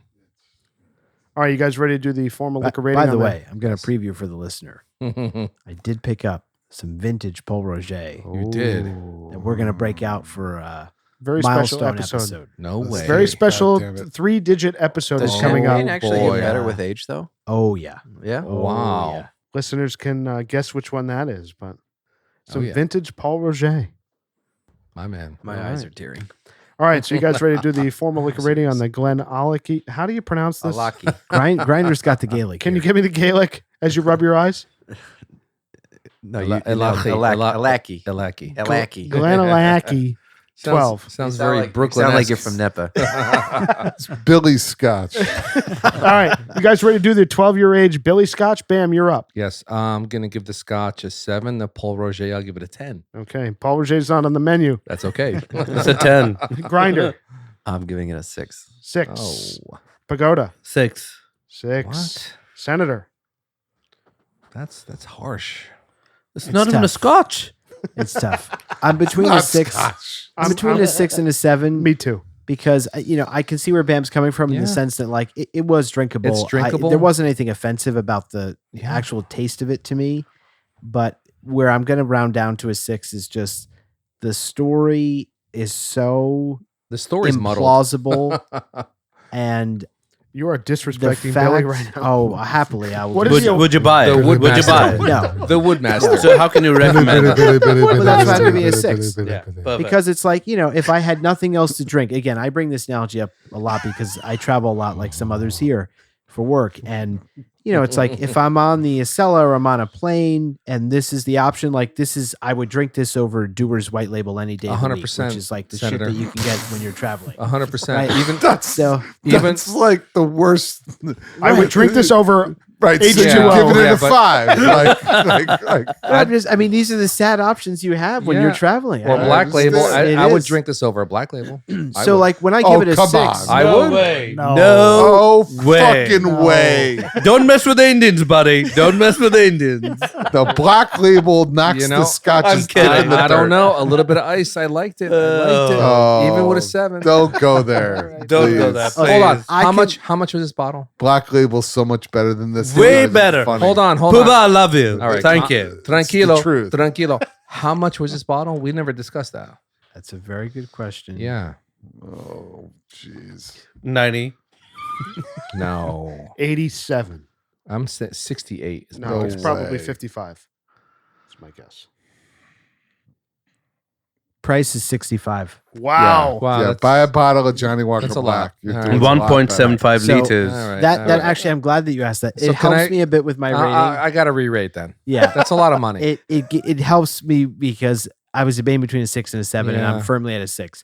And I say that because again, I go back to my analogy. If I'm on a plane, train, whatever the case may be, I would definitely take this over a Dewar's White Label or some other really shitty blended Scotch. But great couching there.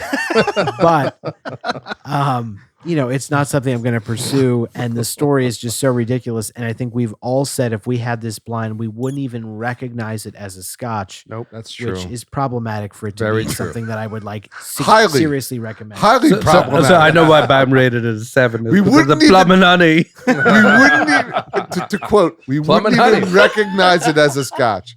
So I'm not even going to say anymore, and I'm just going to give it a 6. All right. And let's move on because this is true. It's not good. So I'm also at a 6. And if they offered me Sprite and this on the Acela, I'll take the Sprite. I'll right? take the Sprite. With a vodka sidecar. Exactly. All right, boys. So the formal liquor rating on the GlenAllachie, I will figure out how to pronounce it before I record the intro, is a 6.2. Okay. AKA, That's a fair score. It rated AKA high. Dog Shit Jones. Well, that's fair for this thing. Yeah. Yeah. I mean, it is. AKA break glass in case of emergency. Exactly. Like, that's the only Exactly. time you pull this out. Like you have That's nothing else. Yeah. This It's will like be like fine. Superstorm Sandy, and you're like, I got a drink for you. Horrible. Try it, but don't buy it. Exactly. All right, boys. So let's do the formal lizard rating on the Alma Fuerte from Plasencia, Mhm. the Salmones Generation 5. I think Pagoda and I are the only ones left smoking. Yeah, I just finished mine. All right. Oh, and So Rooster. Rooster still has his. Rooster, you're up. So for me, I don't think I would ever buy a box of these, the cigars. So I'm at a 6. Okay. Puba. It's a 7. Just No, say it. Tell it like it is. I mean, Tell it like it honestly, is. He Tell only it like smoked it an is. inch of it, by the way. I smoked half of it. For me, Less than half. I thought it was 3.5. terrible. I'm gonna give it a 5, and that's it. It had almost zero redeeming qualities for me. I didn't like it at all, and I've never liked it, and that's it. Done. Senator. Sorry. I'll give it a 6. And it's a 6 similar to the Scotch in the sense that if I didn't have options, right? I always give the analogy, if I'm in a cigar shop, I have to buy something and they don't have what I normally smoke. Could I have this and I would only smoke probably half of it, as Puba claims he did. I'm not sure that that's accurate, No. but I'd smoke half of it and I would say, okay, I got enough of a cigar. He knows I'm right. He took an inch off, and that's it. 2/3. No. And, I'd have half of it and I'd say, okay, I got enough of a cigar fix, but I certainly don't need the second half of the cigar. It's just going to be the same and not complex enough to excite me. I will say also for what it is, the construction's very good. I didn't have any burn issues. No. Grinder said this before, and it's true. A Salomone, a Figurado, anything like this is not easy to roll. So they've definitely done the job there. It had no rough edges. I'll also give it that. But the flavor is just incredibly boring. That's really what knocks it for me down to a 6. So I'm also at a 6. I've been there probably since the second third, last third. If this was a Robusto, it may have rated a 7 or 8, but the commitment, the price, the time, everything factored in, It was a boring cigar for me. We're going on almost 2 hours of this cigar tonight. It's just not working in its size. It's a 6 for sure. Pagoda. I think it's a 6 for me as well. I think considering that this is going to be like a $20-$25 stick, please, there's so many other options. The other thing that was really disappointing for me is that I was very excited about trying the cigar again because it's got the beautiful shape, the wrapper. I was looking forward to a stronger cigar. I thought it's going to be more in my flavor profile. It just disappointed me in a lot of different ways. It's a 6. All right, Grinder. This is a bit of an interesting rating for me because, because I've recommended the cigar to you guys before. I've given the cigar to you and to forced guys. us to smoke it. Forced No, forced you. but our flavor profiles they continue to change. You've got to remember that. I know. Well, that's fair. Not me. That's an excellent segue. No, not Puba for sure. So for me, the cigar, I've enjoyed the cigar in the past. I still enjoy the cigar. It's definitely not a cigar that I smoke regularly, and all your points are valid. I don't. There's qualities in it that I find redeeming and I really search for, but they're very fleeting. Like there's a mustiness that I like in my cigars. I had that in the beginning, and then it just was obliterated, and then the rest was kind of whatever. I've had so many good cigars that are over and above it that are less money. That's less money and more flavor, more enjoyable experience. And if I were to go into a cigar lounge or a cigar shop and to say to somebody, okay, here's your choice. You can have a Rocky Patel or a, I don't know, Arturo Fuente Green Label or whatever it's called, like the, whatever. And, all the typical cigars you see in these humidors, even the one we're at here. And one of them was an Alma Fuerte. I'd be like, yeah, that's probably a better cigar than some of these that you're looking at. It's true. And it was made well. And it is one of their it's one of their key marcas, not marca, but key cigars that they're marketing. So all that in consideration, I'm giving it a 7, not giving it a 6. It's not, it's not something I'd smoke again, but it's very well made. It comes from a great manufacturer, despite some of the other brands that they manufacture for.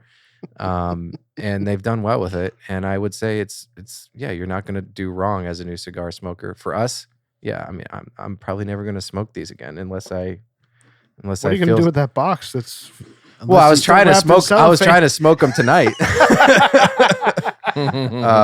But yeah, that was. So I'm a 7. Okay, You'll sell that box. Bam. Someone will buy it. So I'm glad he rated it a 7 because if he gave it a 6, I would have given it a 7 because I think the 5 brings it under a 6. I think it's got. We just want your rating. Don't do this whole. Yeah, you rated it this, so I got to rate that. Because we honestly, care about your rating. That's the all. cigar. It's not. It should rate over a 6, not under. So I'm going to give it a 6. He gave it a 7. I'm happy with that rating. I think when you calculate it all, it'll be over. No, I'm going to take issue with this. 6. I'm going to take issue with this. Please do. Forget the composite score. The question is, what do you for rate you, is this a 6 or a 7? I am between a 6 and 7. For 20 let's to say you're 25. the only one on the pod. Right. What's your rating? What should it get I think from a you? 6 because of the cost. I am going to go with a 6. Okay, I am that's gonna go all I with care That's about. it. Yeah. That's your rating. Yeah. You guys just strong-armed him into A little giving bit. it. No, He was intimidated. No, the opposite. The opposite. He gave it a 6 initially, and I was worried that he Yeah. wanted to give it a 7. So I was trying to give him the fair opportunity. Like, Yeah. just give it what you rated. Look, listen. As the listener knows, we're all about fairness. I have to echo a lot of what Grinder Yeah. said. It's a very well made cigar. I didn't have any issue with it. I like the flavor. So why'd you give it a He's 6? Will I ever he's smoke? an eternal optimist. The But I am. 6. But This I is won't. with why- every why a rating. 6? I don't I love that. It's like he's an optimist. So he here's loves cigars so much. His ratings Thank are you, bro. always like you're the best. 0.7 higher. And He's his right. Because birthday. He's an eternal And it's optimist. his birthday. Yeah, But it's he okay. gave it a 6. That's But all I'm but confused. he gave it a 6, which like let's take that. We'll take. In other words, like this. Oh, Jesus. If he gave it an Is this 8, an atonement I hour? wouldn't have been. This is a little bit of an accountability hour. I wouldn't have been surprised. I mean, the fact that he gave it a 6, I think is earnest. All right. Say, it's I right would there. have thought he would have said, it's a 6 for me, but because of the pluminati, it's a 7. I don't know what that means, but okay. So, boys, the former lizard rating is a flat 6.0. Okay. That's what it should be. Yeah, 60. Are you happy, Bam? I am. Did you do the math before you rated? The gears were turning. It's not a lot. It's not complicated. Man. It's not. Look, it's not a bad cigar. It's just not a bad cigar. It's just not a great cigar. It's not a great and cigar. That's then- the problem. No, with Yeah. 6 is not a. Can I just? It's not a. It's not a recommend. Make No. He's right. He's 6 right. is not a recommend. You're It's right. not at And all. not for the 6 price point. is Not for the price a point. recommend. Yeah. No. Puba is right. 6 Puba's is right, it's yeah. smokable in a pinch. A 7 or higher. 7 is a soft recommend. 8 is a recommend. 9 and 10 are very strong. I would softly recommend the Alma Fuerte. Absolutely. I just. Oh, you did listen, give it a 7. That's fair. I think. Yeah, he did. Yeah. I think a 6.0 for us is a fair score for the cigar and how it performed tonight. Agreed. We've had way worse cigars in the podcast. Yep. We've had incredible cigars in the podcast, right? A 6.0 is right where this should fall Yeah. for the price, for everything else. I wouldn't tell any of our listeners to go out and buy it, but for what it gave us tonight, Unless they want to smoke it with grinder. exactly. He has a box of 10. He's He ready. gave it a soft recommend. Soft. Yeah, but a 6.0 is perfect. Yes. So, all right, boys. So on the GlenAllachie 12 years aged Scotch, we got a 6.2. And on the Plasencia Alma Fuerte Generation 5 Salmones, we had a flat 6.0.